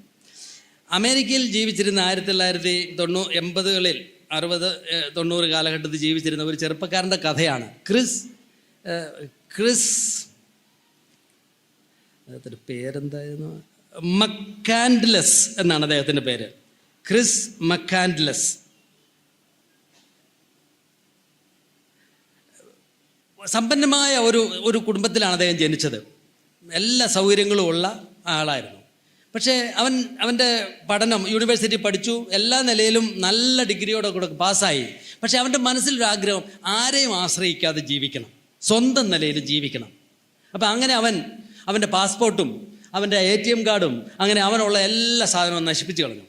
എന്നിട്ട് ആരെ ആശ്രയിക്കാതെ, അപ്പനെ അമ്മയൊക്കെ വിട്ട് ആരെ ആശ്രയിക്കാതെ അമേരിക്കയിൽ ഇങ്ങനെ ഒറ്റയ്ക്ക് ജീവിക്കാനായിട്ട് തുടങ്ങി. അവന് കാറുണ്ടായിരുന്നു, കാറും ഉപേക്ഷിച്ചു.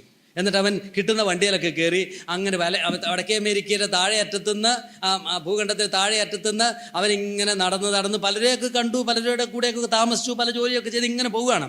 അവസാനം അവൻ ഒറ്റയ്ക്ക് തന്നെ ആരുടെ സഹായം കൂടാതെ ജീവിക്കണമെന്ന് പറഞ്ഞ് അലാസ്കയിലെത്തി. അലാസ്കയിലെ മരുപ്രദേശങ്ങളിലേക്ക് പോയി. അവിടെ അവൻ അതിൻ്റെ ഉൾപ്രദേശങ്ങളിലേക്ക് പോയി. ഒരു 5-8 കിലോ അരിയും ഒരു തോക്കും കുറച്ച് അത്യാവശ്യ സാധനം, കുറച്ച് പുസ്തകങ്ങളൊക്കെ ആയിട്ട് പോയി. അങ്ങനെ അവൻ ഉൾപ്രദേശത്ത് പോയിട്ട് ആ ഏകാന്തതയിൽ, നമ്മൾ ഭാഷയിൽ പറഞ്ഞാൽ രമിക്കാൻ എന്നല്ലേ പറഞ്ഞത്, ഏകാന്തതയിൽ ആസ്വദിക്കാനായിട്ട് അവൻ അങ്ങ് പോയി. അവിടെ പോയി കുറച്ച് ദിവസങ്ങളൊക്കെ താമസിച്ച് അവൻ്റെ ജേണലുകൾ ഈ യാത്രയിലൊക്കെ ഇങ്ങനെ ഡയറി എഴുതുമായിരുന്നു. അവിടെ ചെന്ന് അവൻ താമസിച്ച് അവിടെ ഒരു പഴയ ആരോ അവിടെ യാത്ര ചെയ്ത് വിട്ട് ഉപേക്ഷിച്ച് പോയൊരു പഴയ ബസ് അവിടെ കിടപ്പുണ്ടായിരുന്നു, ഉപേക്ഷിക്കപ്പെട്ടത്. അതിലവൻ താമസിക്കാൻ തുടങ്ങി. ആരുമില്ല, ഇല്ലാത്ത കാലം അവിടെ താമസിക്കാൻ തുടങ്ങി. കുറച്ച് കഴിഞ്ഞപ്പോൾ അവൻ അവിടെ താമസിച്ച് അവൻ്റെ ഭക്ഷണമൊക്കെ തീർന്നു. അവൻ കായ്കനികളൊക്കെ ഭക്ഷിക്കാനായിട്ട് തുടങ്ങി. മിക്കവാറും എന്തോ ഒരു കായ്കനി ഭക്ഷിച്ചിട്ട് ഇവന് അസുഖം വരാനായിട്ട് തുടങ്ങി. അസുഖം വരാൻ തുടങ്ങിയപ്പോൾ അവൻ അസ്വസ്ഥനാകാൻ തുടങ്ങി. അപ്പോൾ അവൻ്റെ ഡയറിയിൽ അവനിങ്ങനെ എഴുതി, അവന് രക്ഷപ്പെടാനൊരു ശ്രമം നടത്തി അവിടുന്ന് പുറത്തു വരാൻ. അങ്ങനെ നടത്തിയപ്പോഴും ആ പുഴയിൽ വെള്ളം നിറഞ്ഞതുകൊണ്ട് അവന് കടക്കാനായിട്ട് കഴിഞ്ഞില്ല. അവൻ ഒറ്റപ്പെട്ടു പോയി. അപ്പോൾ അവനവൻ്റെ ഡയറിയിൽ ഒരു മെസ്സേജ് എഴുതി വെച്ചു: ഞാനിവിടെ ഒറ്റയ്ക്കായി പോയിരിക്കുന്നു, എന്നെ ആരെങ്കിലും വന്ന് രക്ഷിക്കണമേ, ഞാൻ മരിച്ചു പോവുകയാണെന്ന് എഴുതി. പക്ഷേ അവൻ കുറച്ച് ദിവസം കഴിഞ്ഞ് മരിച്ചുപോയി. എന്നിട്ട് കുറച്ച് നാളുകൾക്ക് ശേഷം ആരോ അതിലെ യാത്ര ചെയ്തപ്പോൾ ഈ ബസ്സിനകത്ത് ഇവൻ്റെ ശരീരം കണ്ടു. അപ്പോൾ അവൻ്റെ പുസ്തകങ്ങളും ഡയറിയൊക്കെ എടുത്ത് നോക്കിയപ്പോൾ ഒരു പുസ്തകത്തിൻ്റെ മാർജിനിൽ അദ്ദേഹം എഴുതി വെച്ചൊരു വാക്കുണ്ട്. ആ വാക്ക് happiness is real only when shared. സന്തോഷം യാഥാർത്ഥ്യമാകുന്നത് അത് പങ്കുവെക്കുമ്പോൾ മാത്രമാണ്. അപ്പോൾ ഈ കഥയെ ആധാരമാക്കിയിട്ട് ഒരു പ്രസിദ്ധമായിരിക്കുന്ന ഒരു സിനിമയൊക്കെ ഉണ്ടായി. അപ്പോൾ അങ്ങനെ ഈ വാക്ക് വളരെ പ്രസിദ്ധമായി തീർന്നു. Happiness is real only when shared. ഒറ്റയ്ക്ക് താമസിക്കാം എന്ന് വെച്ചാൽ അത് നമുക്ക് യഥാർത്ഥത്തിലുള്ള സമാധാനം തരികയില്ല. നമ്മുടെ ആത്മീയ സമാധാനത്തിൻ്റെയും സന്തോഷത്തിൻ്റെയും ഒക്കെ ആധാരം എന്താ? ഷെയർ ചെയ്യാനായിട്ട് നമുക്ക് ആളുകളുണ്ട്,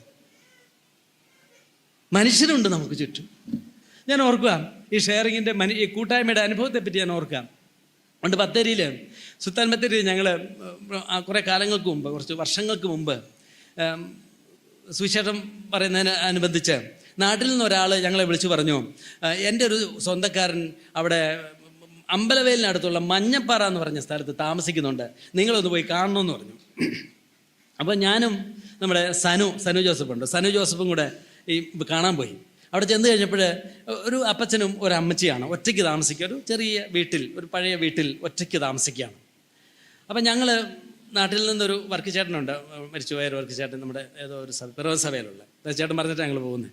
അവിടെ ചെന്ന് ഇവരോട് സുവിശേഷമൊക്കെ പറഞ്ഞു. അബ്രഹാം ചേട്ടനും ശോശമ്മ ചേച്ചിയാണ്. സുവിശേഷം പറഞ്ഞപ്പോൾ അവർ വളരെ റിസപ്റ്റീവായിട്ടിരിക്കുക, കേൾക്കാൻ തയ്യാറായിട്ടിരിക്കുക. പിറ്റേ ആഴ്ച ഞങ്ങൾ സഭയിലേക്ക് വിളിച്ചു.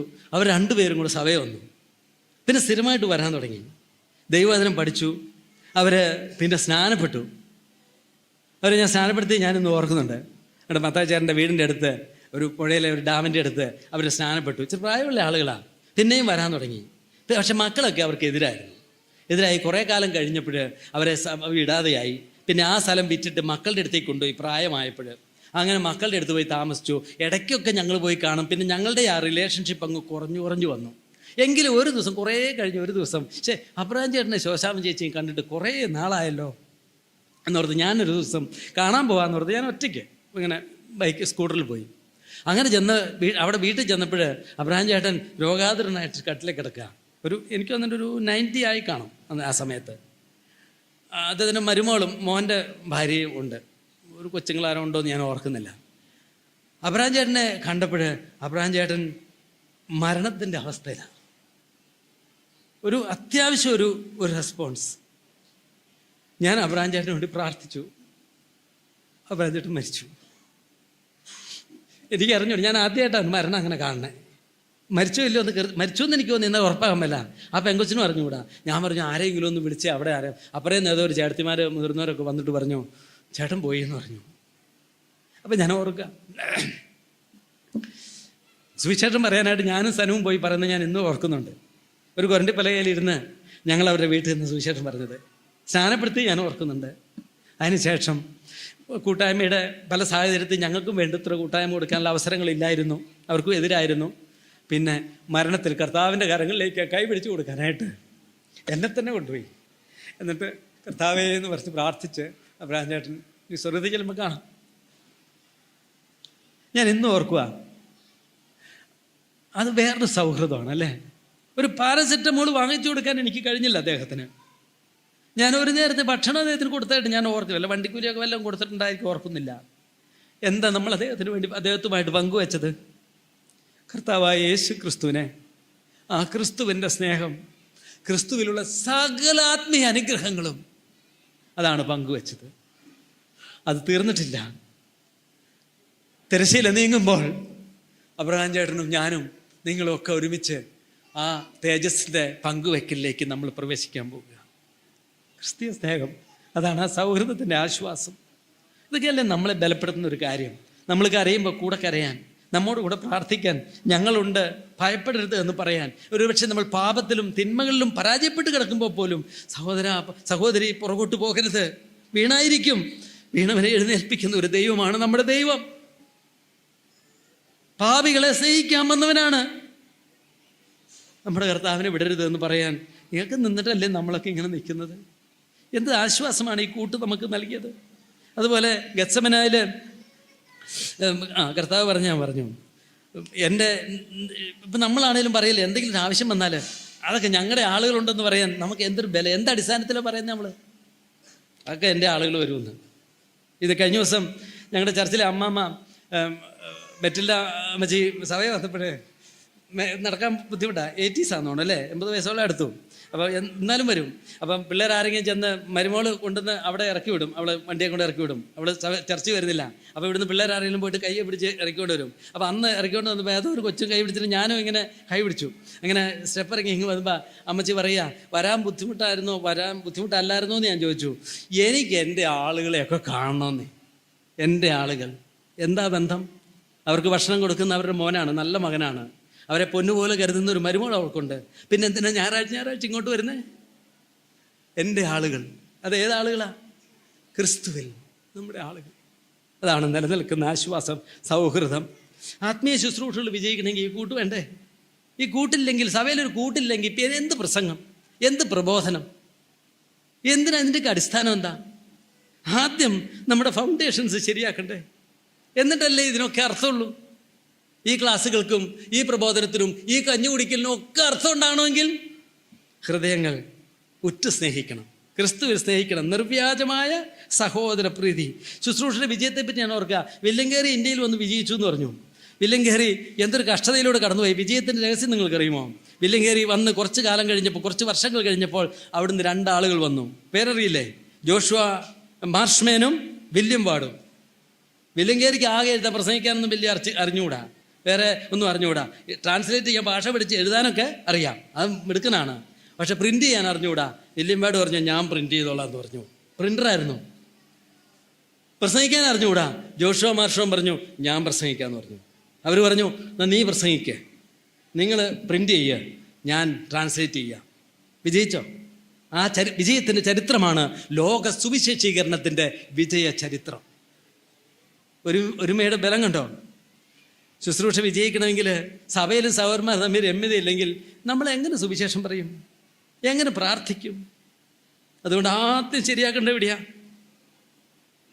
ശരിയാക്കാനുള്ളത് നമ്മുടെ ക്രിസ്തീയ സൗഹൃദത്തിൻ്റെ ആ മനോഹാരിതയാണ് ശരിയാക്കാനായിട്ട് ഉള്ളത്. അതുപോലെ വളർച്ച ഇവിടെ വളരുള്ളൂ. ഞാൻ ഈ പിള്ളേരെ നഴ്സറി സ്കൂളിൽ വിടുമ്പോൾ ഞാൻ കണ്ടിട്ടുണ്ട്. എൻ്റെ മോൻ്റെ കൊച്ചിപ്പോൾ സ്കൂളിൽ പോകാൻ തുടങ്ങി. അപ്പം നമ്മൾ പറയടാ അങ്ങനെയല്ല ഭക്ഷണം കഴിക്കേണ്ടത്, ഇങ്ങനെയല്ല ഭക്ഷണം കഴിക്കേണ്ടത്, ഇങ്ങനെ ഇതൊക്കെ നമ്മൾ പറയാതെ മറന്നു പോകും. പക്ഷേ അവൻ നഴ്സറി പോയിട്ട്, KG പോയിട്ട്, കിൻഡർഗാർട്ടനിൽ പോയിട്ട് വരുമ്പോൾ ഇങ്ങനെ ഞങ്ങളെ പഠിപ്പിച്ചതെന്ന് പറഞ്ഞാൽ വരുന്നേ. അതെങ്ങനെയാണ് അവൻ പഠിക്കുന്നത്? അത് ആ ഗ്രൂപ്പിലാണ് പഠിക്കുന്നത് അല്ലേ? അവിടെ അവർ പഠിക്കും. നമ്മൾ പറഞ്ഞാൽ, എന്നാലും ഞാൻ KC അബ്രഹാമിനോടൊന്നും ഞാൻ എതിർക്കുന്നില്ല, അവരും മനോഹരമായി പഠിപ്പിച്ചിട്ടുണ്ട് ഒറ്റയ്ക്ക് സ്കൂളിൽ വിടാതെ. എങ്കിലും ഒരു പൊതു അനുഭവം ഞാൻ ഓർക്കുകയാണ്. ഈ ഹോം സ്കൂളിങ്ങിലൊക്കെ ചെയ്യാതിരിക്കും, ഗ്രൂപ്പിലാണ് പഠിക്കുന്നത്. ഞാൻ എപ്പോഴും ഓർക്കും, നമ്മുടെ ചെറുപ്പക്കാർക്ക് നമുക്ക് കൊടുക്കാവുന്ന ഏറ്റവും വലിയ പഠനത്തിൻ്റെ അനുഭവം നല്ല ക്രിസ്തീയ കൂട്ടുകാരെ കൊടുക്കലാണ്.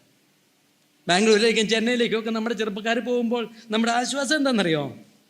തോളെ കൈയിട്ടിട്ട് വാടാ നമുക്ക് ഒരുമിച്ച് ഫുട്ബോൾ കളിക്കാൻ പോകാം, നമുക്ക് ഒരുമിച്ച് ആ ഓൾഡ് ഏജ് ഹോമിൽ പോകാം, നമുക്ക് ഒരുമിച്ച് കാര്യം ചെയ്യാം എന്ന് പറയുന്ന ആ കൂട്ടുകാർ, അവരെ ചങ്ക അല്ലേ? അവരുടെ ഇടയിൽ നിന്ന് രക്ഷപ്പെടാൻ പറ്റില്ല. മൂപ്പന്മാരെ പറ്റിക്കാം, മാതാപിതാക്കളെ വഞ്ചിക്കാം, ഇവരെ പറ്റിക്കാൻ പറ്റുമോ? അവർക്ക് അവരുടെ പൾസ് അറിയാം. ഒരു കല്യാണം കഴിക്കുന്നേടം വരെ ഈ കൂട്ടുകാർ, കഴിച്ചു കഴിഞ്ഞാൽ പിന്നെയും ഈ കൂട്ടുകാരുടെ ബന്ധത്തിൽ അവർ വളരുന്നത് കണ്ടോ? അതൊരു സഭയിലുണ്ടെങ്കിലോ? ഇതൊക്കെയല്ലേ നമ്മുടെയൊക്കെ ജീവിതത്തിൻ്റെ ബലം. സഭയിലുള്ള ഇതല്ലേ നമ്മൾ അനുഭവിക്കുന്നതായിരിക്കുന്ന ഒരു കാര്യം. ഒരാളെ തിരുത്തണമെങ്കിൽ എങ്ങനെ കഴിയും? സ്നേഹമില്ലാത്തവൻ തിരുത്താൻ പോയാൽ താൻ തന്നെ പണി നോക്കാൻ പറയില്ലേ? സ്നേഹമുള്ളവൻ പറഞ്ഞാൽ നീ എന്നാ പരിപാടിയാടാ ചെയ്തതെന്ന് ചോദിച്ച് അവരുടെ ഒരു തല്ലു കൊടുത്താലും, അവൻ എന്ത് ചെയ്താലും അവനെന്താ പറയുക? എടാ അത് ഒരു അബദ്ധം പറ്റിപ്പോയി. എത്ര തൊപ്പി വെച്ച അധികാരിയാണെങ്കിലും ചെന്ന് എന്താണോ ചെയ്തതെന്ന് ചോദിച്ചാൽ തൻ്റെ മക്കൾ അങ്ങനെ ചെയ്തിട്ടില്ലേ, താൻ അങ്ങനെ ചെയ്തിട്ടില്ലേ എന്ന് ചോദിക്കും. പക്ഷേ ഈ കൂട്ടുകാർ പറഞ്ഞാലോ? അതുകൊണ്ട് സഭയിൽ നിന്ന് നമ്മൾ മാറി നിൽക്കുമ്പോൾ നമ്മുടെ മക്കൾക്ക് നമ്മൾ നഷ്ടമാക്കുന്നത് നമുക്ക് കൊടുക്കാൻ കഴിയാത്ത ക്രിസ്തീയ സൗഹൃദത്തിൻ്റെ ആ വലിയ നിക്ഷേപമാണ്. നമ്മൾ ഓർക്കണം. മാറി നിന്നാൽ നമുക്ക് നഷ്ടം വരും. ഈ കൂട്ട് നമുക്ക് ചർച്ച് മിനിസ്ട്രി ഒരു ഫ്രണ്ട്ഷിപ്പ് മിനിസ്ട്രിയാണ്. ആട്ടെ, ഞാൻ ക്രിസ്തീയ സൗഹൃദത്തിൻ്റെ ജീർണതയെപ്പറ്റി ഞാൻ ഒരുപാട് പറയുന്നില്ല. ജോസഫ് സാറിനൊക്കെ പറഞ്ഞപ്പോൾ ഒരളവിൽ പറഞ്ഞാൽ അതൊക്കെയാണ്. സത്യത്തിൽ പ്രശ്നത്തിൻ്റെ കാതൽ കിടക്കുന്ന എവിടെയാണെന്നറിയോ? ബന്ധങ്ങൾ നഷ്ടപ്പെട്ടു പോകുക എന്ന് പറഞ്ഞില്ലേ? നല്ല കൂട്ട്, ഈ സൗഹൃദമൊക്കെ വന്നാൽ ഈ പ്രശ്നങ്ങൾക്ക് പരിഹാരമാവും. ആ സൗഹൃദത്തിൻ്റെ അടിസ്ഥാനം തെറ്റിപ്പോരുത്. അടിസ്ഥാനം പണമല്ല. പലരും പറഞ്ഞത് എൻ്റെ വിഷമത്തിൽ എനിക്ക് പൈസ തന്നില്ല, പൈസ വേണമെങ്കിൽ ഞാനെപ്പോഴും പറയും കുടുംബശ്രീ ചേർന്നോളാൻ പറയും. പൈസ കിട്ടാൻ എളുപ്പമാതാ. അല്ലെങ്കിൽ ആശുപത്രി കൊണ്ടുപോയില്ല, ആശുപത്രി കൊണ്ടുപോകാൻ SKSഉം പിന്നെ നമ്മുടെ എന്തൊരു സംഘടനകളാണെന്നറിയോ? അല്ലെങ്കിൽ 911 ഇങ്ങനെയൊക്കെ വിളിച്ചാൽ നിമിഷം വെച്ച് ആംബുലൻസിൽ കൊണ്ടുപോകും. നമ്മളൊക്കെ ചെല്ലുന്നതിന് മുമ്പ് അവരും ഒന്ന് കൊണ്ടുപോകും, കുറച്ചുകൂടെ കഴിഞ്ഞാൽ കുറച്ചുകൂടെ കൊണ്ടുപോകും. കാരണം നമുക്ക് ചെയ്യാവുന്ന ഈ സാമൂഹ്യ സേവനങ്ങളൊക്കെ നമ്മളെക്കാൾ സിസ്റ്റമാറ്റിക്കായിട്ട് ചെയ്യാൻ ഉള്ള സംവിധാനം ഇന്ന്, പണ്ടില്ലായിരുന്നു, നമ്മളൊക്കെ വേണമായിരുന്നു. ലോകം ഡെവലപ്പ് ചെയ്തു, എന്നാലും കുറേയൊക്കെ ചെയ്യാം. നമ്മളുടെ സൗഹൃദത്തിൻ്റെ അടിസ്ഥാനം ഒരാളുടെ ആത്മീയ തകർച്ചകളിൽ, ആത്മീയ പരാജയങ്ങളിൽ, ആത്മീയ ആവശ്യങ്ങളിൽ, ആത്മീയ സന്തോഷങ്ങളിൽ, ആത്മീയ സങ്കടങ്ങളിൽ കൂടെ നിൽക്കുന്നതാണ്. അതാണ് നമ്മളെ യുണീക്കായിരിക്കുന്ന വേറൊരു സൗഹൃദ തലത്തിലേക്ക് നമ്മളെ കൊണ്ടുവന്നത്. അവിടെയാണ് ജീർണത നമുക്ക് സംഭവിക്കുന്നത് എന്ന് നമ്മൾ ഓർക്കണം. ഈ ആത്മീയ കൂട്ട് ഇല്ലാതെയായി പോവുകയാണ്. സൗഹൃദം മാറി വെറും ഔദ്യോഗിക കൂട്ടുകളായിട്ട് തീരുകയാണ്. അതേ സംബന്ധിച്ച് ഞാൻ ഒരുപാട് പറയേണ്ട ആവശ്യമില്ല. എന്നാലും അതിൻ്റെ പോസിറ്റീവായൊരു സൈഡ് നമുക്കത് ജീർണിക്കാതെ കാത്ത് സൂക്ഷിക്കാം എന്നാണ് ഞാൻ പറഞ്ഞത്. ഇപ്പോൾ വിശ്വാസികൾ തമ്മിലുള്ള ബന്ധങ്ങളൊക്കെ ബന്ധമായി കഴിഞ്ഞാൽ അവരെ മാത്രമല്ല സഭയെ തന്നെ ബാധിക്കുമെന്ന് സഹോദരന്മാർ പറഞ്ഞല്ലോ. എല്ലാവരും അത് പിന്നെ അതിനുള്ള പ്രാർത്ഥനയും ഉപവാസ പ്രാർത്ഥനയും ഈ സഭയെ ഉപവസിപ്പിക്കാൻ വേണ്ടി തന്നെയുള്ള ആളുകളും ഉണ്ട്. ഇവർക്ക് കഞ്ഞി കുടിക്കാൻ നേരം കിട്ടിയല്ല. അതുകൊണ്ട് ഉപവാസ പ്രാർത്ഥന നിർത്തിയത് തന്നെ അതാ. കാരണം ഇതിനുവേണ്ടി എന്നും ഉപവസിക്കാൻ തുടങ്ങി എല്ലാ ദിവസവും ഇവർക്ക് വേണ്ടി ഉപവസിക്കേണ്ടി വരികയല്ലേ. ഉപവാസത്തിൻ്റെ എതിരല്ല ഞാൻ പറഞ്ഞത്. ഇപ്പോൾ നമുക്ക് പട്ടിണി എടുക്കാനേ നേരം ഉണ്ടാവുകയുള്ളൂ. ചില ആളുകൾ അതിനു വേണ്ടി തന്നെ ഉണ്ട്, എല്ലാവരും അല്ല. ചിലർ അവരെ സങ്കടപ്പെട്ടിട്ട് കാര്യമില്ല, അവരെ കുറ്റപ്പെടുത്തിയിട്ട് കാര്യമില്ല. അങ്ങനെയുള്ള ആളുകളെയും കർത്താവ് നമുക്ക് തന്നിട്ടുണ്ട്. അതൊക്കെ നമ്മൾ അനുഭവിക്കാൻ വേണ്ടി വെച്ചിരിക്കുക. ചില ആളുകൾ പറഞ്ഞതുപോലെ ചില ആളുകളൊക്കെ സഭയിലുള്ളതിനെ പറ്റി പറഞ്ഞു, ഇസ്രായേൽക്കാരെ യുദ്ധം പഠിപ്പിക്കാൻ വേണ്ടി ചില ജാതികളെ അവിടെ അവശേഷിപ്പിച്ചായിരുന്നു എന്ന് പറഞ്ഞു. അല്ലെങ്കിൽ എല്ലാവരും നന്നായി പോയി കഴിഞ്ഞാൽ പിന്നെ ഇവർക്ക് യുദ്ധം ചെയ്യാൻ അറിയാമല്ലോ. അപ്പം ചില ജാതികൾ ഇരിക്കട്ടെ, നമ്മളെ ഉപവാസ പ്രാർത്ഥന പഠിപ്പിക്കാനും, നമ്മളെ കഷ്ടപ്പെടാൻ പഠിക്കാനും, കൗൺസിലിംഗ് പഠിപ്പിക്കാനും, നമ്മളെ ദീർഘക്ഷമ പഠിപ്പിക്കാനും, നമ്മളെ ക്ഷമയുടെ നെല്ലിപ്പലകയൊക്കെ ചിലപ്പോൾ കാണിക്കാനും ഒക്കെ ആയിട്ട് ചില ആളുകളെയൊക്കെ ദൈവം നമുക്ക് ഔദാര്യമായിട്ട് തന്നിട്ടുണ്ടാകും. അവരെ ഓർത്തും ഞങ്ങൾ സ്തോത്രം ചെയ്യുന്നു പറയുമ്പോൾ അത് സ്തോത്രം ചെയ്യാനായിട്ട് കഴിയും. എന്നാലും അങ്ങനെ അല്ലാതെ ആയിക്കഴിഞ്ഞാൽ എത്ര ഒരു അനുഗ്രഹമാണല്ലേ. സമാധാനം ഉണ്ടാക്കുന്നവരായി സഭയ്ക്കൊരു അനുഗ്രഹമായിട്ട് നിൽക്കാനായിട്ട് കഴിഞ്ഞാൽ എത്ര നല്ലതാണ്. സഹോദരന്മാർ തമ്മിലല്ല, ഒരുപക്ഷെ എനിക്കൊന്നു മൂപ്പന്മാരും എൽഡേഴ്സും തമ്മിൽ, നേതാക്കന്മാർ തമ്മിൽ പ്രശ്നമുണ്ടായാൽ അത് രമ്യതപ്പെടുത്താനാണ് ലോകത്തിലെ ഏറ്റവും വലിയ പാട്. സാധാരണ വിശ്വാസിനെ എന്തെങ്കിലും പറഞ്ഞ് പേടിപ്പിച്ചോ ഒക്കെ പറ്റാം. ഇത് മുതുകാളേനെ പൂട്ട് പഠിപ്പിക്കാൻ പറ്റില്ല എന്ന് പണ്ട് നമ്മുടെ കാരണന്മാർ പറയുന്ന പോലെ എല്ലാം പഠിച്ചവൻ പിണങ്ങി കഴിഞ്ഞിട്ടുണ്ടെങ്കിൽ പിന്നെ ആ പിണക്കത്തിന് 100 തിയോളജിക്കൽ റീസൺസും 4 സൈക്കോളജിക്കൽ റീസൺസും പറയും. പിന്നെ ആരെ കൊണ്ട് കഴിയും? സുപ്രീം കോടതിയിൽ നിന്ന് കപിൽ സിബലിനെ കൊണ്ടുവന്നാൽ അതാണല്ലോ നമുക്കറിയാവുന്നൊരു വലിയ ആൾ. വേറെ പാർട്ടി വെത്തും നോക്കി പറഞ്ഞാൽ വക്കീലിനെ കൊണ്ടുവന്നാൽ പോലും ചില കേസിന് മുമ്പിൽ വാദിച്ച് ജയിക്കുമെന്ന് നമുക്ക് അറിഞ്ഞുകൂടാ. അതുകൊണ്ട് സഭയിൽ ചില അഡ്വക്കേറ്റുമാരുള്ളത് നമുക്ക് നല്ലതാണ്. ഈ കൗൺസിലിങ്ങിനൊക്കെ പിള്ളേർ കൂടുതൽ പോകുന്നുണ്ട്. ചിലരെങ്കിലും അഡ്വക്കേറ്റുമാരുമായിട്ടുള്ള പരീക്ഷയും കൂടെ പാസ്സായാൽ നല്ലതാണെന്ന് എനിക്കൊരു ചെറിയൊരു ഉപദേശം ഉണ്ട്. അതിനുള്ള പ്രാപ്തിയൊക്കെ ഉള്ള ആളുകൾ. കാരണം ഇതിൻ്റെ നൂലാമാലകളൊക്കെ ഇഴകീറി പരിശോധിച്ചിട്ട് രമ്യത വരുത്തണമെങ്കിൽ അതിൻ്റെ ഒരു സഹായം കൂടെ വേണം. അതുകൊണ്ട് ഈ ശുശ്രൂഷന്മാരെ രമ്യതപ്പെടുത്താൻ ഞാൻ ഓർക്കുക, ശുശ്രൂഷന്മാരെ രമ്യതപ്പെടുത്താൻ പോയിട്ട് അതിലും ഭേദം സഭയെ രണ്ടാക്കുന്നതാണെന്ന് എനിക്ക് തോന്നിയിട്ടുണ്ട്. പ്രശ്നം തീർന്നു. ഇവരെ ഉണ്ടാക്കാനായിട്ട് കഴിയാത്ത രംഗങ്ങൾ വന്നിട്ടുണ്ട്. ഇതൊക്കെ യാഥാർത്ഥ്യങ്ങളാണ്. ഇതിനെ നമ്മൾ നേരിടണ്ടേ. ഇതൊന്നും ഒളിച്ചു മാറാൻ പറ്റില്ല. പക്ഷെ നമ്മളായിട്ട് മാറ്റാവുന്നതൊക്കെ ചെയ്യാൻ മേലെ. അവനവൻ്റെ മിറ്റം ശരിയാക്കിയാൽ പട്ടണം ശരിയാവുമെന്ന് പറഞ്ഞു കേട്ടിട്ടില്ലേ? അവനവൻ്റെ മിറ്റം അടിച്ചിടാമല്ലോ. അവരുടെ മിറ്റമൊക്കെ ശരിയല്ല എന്ന് പറഞ്ഞാൽ അവിടെ കിടക്കട്ടെ. എൻ്റെ മിറ്റം ഒന്ന് അടിച്ചിടാമല്ലോ. നിങ്ങൾക്ക് ഓരോരുത്തർക്ക് നിങ്ങളുടെ മിറ്റം അടിച്ചിടാമല്ലോ. എല്ലാവരും അങ്ങ് അടിച്ചിട്ട് കഴിഞ്ഞാൽ അത്രയെങ്കിലും നാട് നന്നാവില്ലേ? നമുക്ക് ചെയ്യാനായിട്ട് ചില കാര്യങ്ങളുണ്ട്. ശുശ്രൂഷന്മാരുടെ ഭാര്യമാരുടെ രമ്യതയോ യുവതിയും സുന്ദരിയുടെ കാര്യം പ്രത്യേകം എടുത്ത് പറഞ്ഞു എന്തിനായിരിക്കും? മിക്കവാറും അവരേതോ എൽഡേഴ്സിൻ്റെ ഭാര്യമാരോ നല്ല സ്ട്രോങ് ആയിരിക്കുന്ന അതിന് ഇൻഫ്ലുവൻസ് ഉള്ള 2 സ്ത്രീകളായിരിക്കാൻ സാധ്യതയുണ്ട്. 2 സ്ത്രീകൾ, ശക്തരായ 2 സ്ത്രീകൾ ഒരു സഭയിൽ 2 പക്ഷം പിടിച്ചാൽ പിന്നെ അവരുടെ ഭർത്താക്കന്മാർ ആരുടെ കൂടെ നിൽക്കും? തലയണ മന്ത്രം എന്നൊക്കെ നമ്മൾ പറയും അല്ലേ? സഹോദരിമാർക്ക് ഭർത്താക്കന്മാരെ ഒരുമിപ്പിച്ച് നിർത്താൻ മാത്രമല്ല സഭയെ തന്നെ ഒരുമിപ്പിച്ച് നിർത്താൻ എന്നെ സൂചിപ്പിച്ചു കാണും അല്ലേ? സൂചിപ്പിച്ചിട്ടുണ്ട്. ഞാൻ കൂടെ പറഞ്ഞെന്ന് മാത്രമേ ഉള്ളൂ. യുവതിയോടും സിന്ധുകയോടും ഏകചിന്തയോടിരിക്കാൻ, സഹോദരിമാരെ ഏകചിന്തയോടിരിക്കാൻ പ്രബോധിപ്പിക്കുന്നു എന്ന് പൗലോസ് പറഞ്ഞത് ടു ഹുംസോയെവർ ഇറ്റ് മേ കൺസേൺ എന്ന് പറഞ്ഞ പോലെ ആർക്കെങ്കിലും ഇത് ബാധകമാണെങ്കിൽ ദയവായിട്ട് ദൈവാത്മാവ് പറയുന്നത് സ്വീകരിക്കണമേ എന്ന് നമുക്ക് പറയാം. കർത്താവിൽ ഏകചിന്തയോടിരിപ്പാൻ യുവതിയെയും സുന്ദരിയെയും ഞാൻ പ്രബോധിപ്പിക്കുന്നു. സൗഹൃദം പറഞ്ഞപ്പോൾ ഒരു കാര്യം കൂടെ ചേർത്ത് പോകാം. പല സൗഹൃദങ്ങളും ഒരു ഉപജാപക സംഘങ്ങളായിട്ട് സഭയെ വരാം. നമ്മൾ പറയില്ല ഉപജാപക സംഘം. സഭയ്ക്കകത്ത് തന്നെ ചില സംഘങ്ങളുണ്ടാവും. അവരുടെ കൂട്ടുകെട്ടുകള്, രഹസ്യ വിമർശന കൂട്ടുകള് ഒക്കെ വന്നിട്ട് സഭയെ തകർക്കുന്ന ആളുകൾ. ചിലതൊക്കെ പൊളിക്കേണ്ടി വന്ന അനുഭവങ്ങൾ ഞാൻ ഓർക്കുകയാണ്.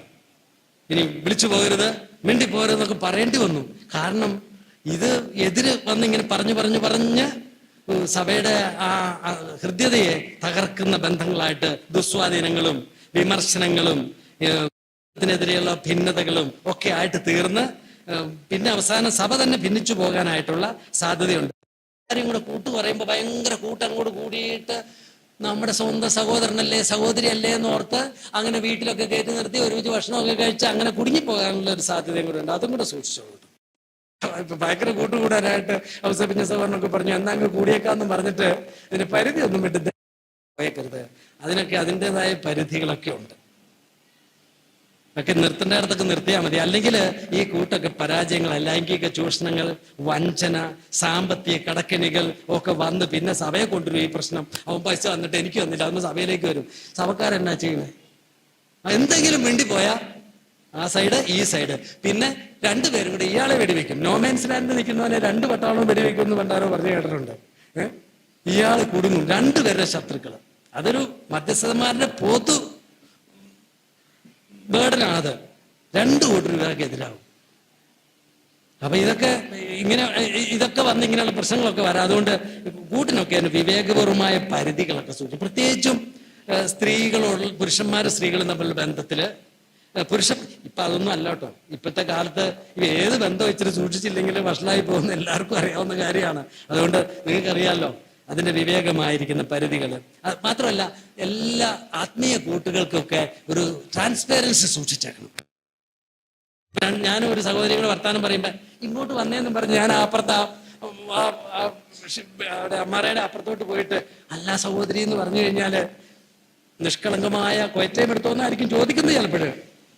ഇതാണെങ്കിൽ പോലും എന്റെ പേര് പോവില്ലേ, സഹോദരിയുടെ പേരും പോവില്ലേ? അതാ പരസ്യ സ്ഥലത്ത് എന്നൊക്കെ പറഞ്ഞാൽ പോലെ. ഞാനിതൊരു ഉദാഹരണം പറഞ്ഞാണ്. സുതാര്യമായ കൂട്ടുകെട്ടുകൾ മതി, രഹസ്യ കൂട്ടുകെട്ടുകളെ ഒന്നും വേണ്ട. കർത്താവും പറഞ്ഞു ശിഷ്യന്മാരോട്, 10 പൗലോസാണോ പറഞ്ഞേ, ഞാനിതൊക്കെ പരസ്യമായിട്ടാ പറഞ്ഞ. കർത്താവ് പറഞ്ഞല്ലോ ഞാനിതൊക്കെ പരസ്യമായിട്ടാ പറഞ്ഞേ, നിങ്ങൾ എന്തിനാ എന്നെ രഹസ്യത്തിൽ പിടിക്കാൻ വന്നെന്ന് ചോദിച്ചു. എന്താ രഹസ്യം അല്ലാതെ? ഏറ്റുചാൻ പറഞ്ഞ് ഞാൻ കേട്ടിട്ടുണ്ട്, ഞാൻ പഠിപ്പിച്ച കാര്യമൊക്കെ പരസ്യമായിട്ടാ പഠിപ്പിച്ചതെന്ന്. രഹസ്യമായിട്ടൊന്നും പഠിപ്പിച്ചില്ല എന്ന് പറഞ്ഞു. എന്ന് പറഞ്ഞാൽ ഗ്രൂപ്പുകളും ക്ലിക്കുകളും ഒന്നും ഉണ്ടാക്കിയിട്ടില്ല. ഇതാണ് സത്യമെന്ന് ഉത്തമ ബോധ്യമുള്ളത് പഠിപ്പിച്ചു. അതുപോലെ ബന്ധങ്ങളിൽ ആ സുതാര്യത സൂക്ഷിക്കണം. ഇതിനൊക്കെ പറഞ്ഞിട്ട് ഞാൻ ഇത് പറഞ്ഞപ്പോൾ ഒരു വാക്യം ഓർക്കാം. നിങ്ങളുടെ ആദ്യ സ്നേഹം വിട്ടുകളഞ്ഞു എന്ന് പറഞ്ഞ വാക്കില്ലേ, ഇതിന്റെ അവസാനം പറഞ്ഞ എന്താ? നിലവിളക്ക് നീക്കിക്കളയും. നമുക്കറിയാലോ അവർക്ക് എല്ലാം ഉണ്ടായിരുന്നു, പക്ഷെ ഒന്നില്ലായിരുന്നു, സ്നേഹം. നിലവിളക്ക് എന്താ? സഭ. എപ്പോഴാ സഭ പൊളിയുന്നേ? ഹോളില്ലാതെ ആയപ്പോഴാണോ? സെമിത്തേരി ഇല്ലാതെ ആയപ്പോഴാണോ? പൈസ ഇല്ലാതെ ആയപ്പോഴാണോ? എൽഡേഴ്സ് ഇല്ലാതെ ആയപ്പോഴാണോ? മിഷണറിമാരില്ലാതെ ആയപ്പോഴാണോ? ഒക്കെ ഉണ്ട്. എപ്പോഴാ പൊടിഞ്ഞത്? ഹൃദയങ്ങളാകുന്നു പോയപ്പോഴാണ്. ക്രിസ്തീയ സൗഹൃദത്തിന്റെ ഹൃദയം നഷ്ടപ്പെട്ടപ്പോഴാണ്. നമ്മളത് പണിയണ്ടേ?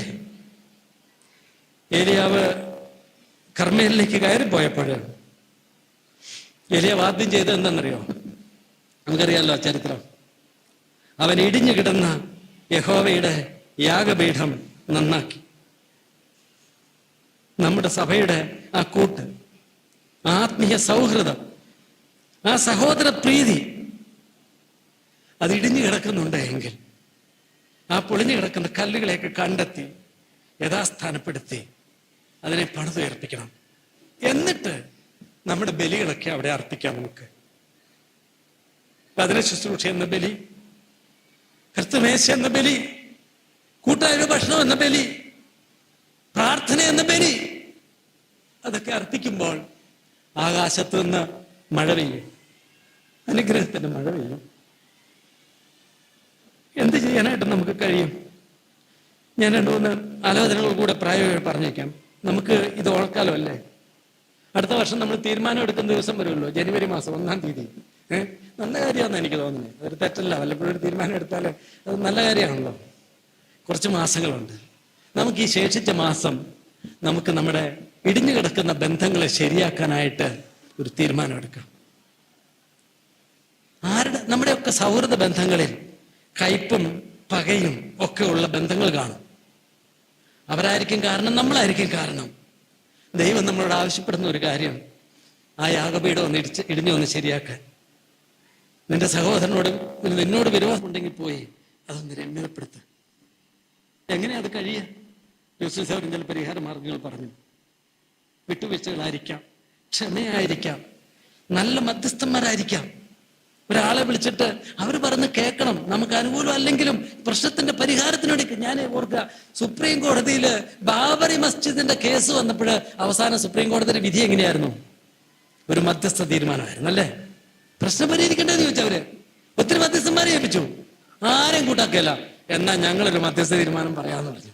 ഒരളവിൽ പരിഹരിച്ചോ എന്ന് ചോദിച്ചാൽ നമ്മുടെ സഭയിൽ അപ്പസ്തലൻ ചോദിക്കാം, ആരുമില്ലെന്ന്. ജ്ഞാനിയായ ഒരു മനുഷ്യനില്ലേ?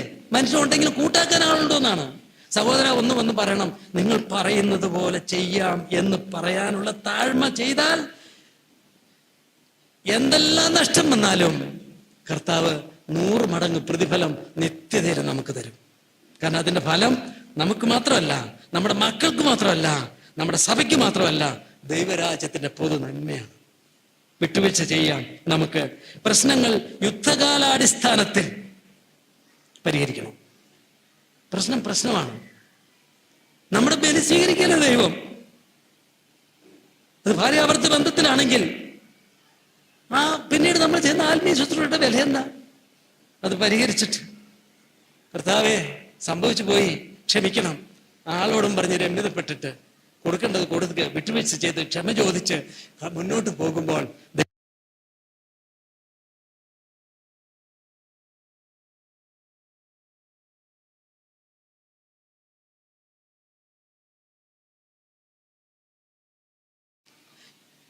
നല്ല സൗഹൃദത്തിന് വേണ്ടി വില കൊടുക്കണം.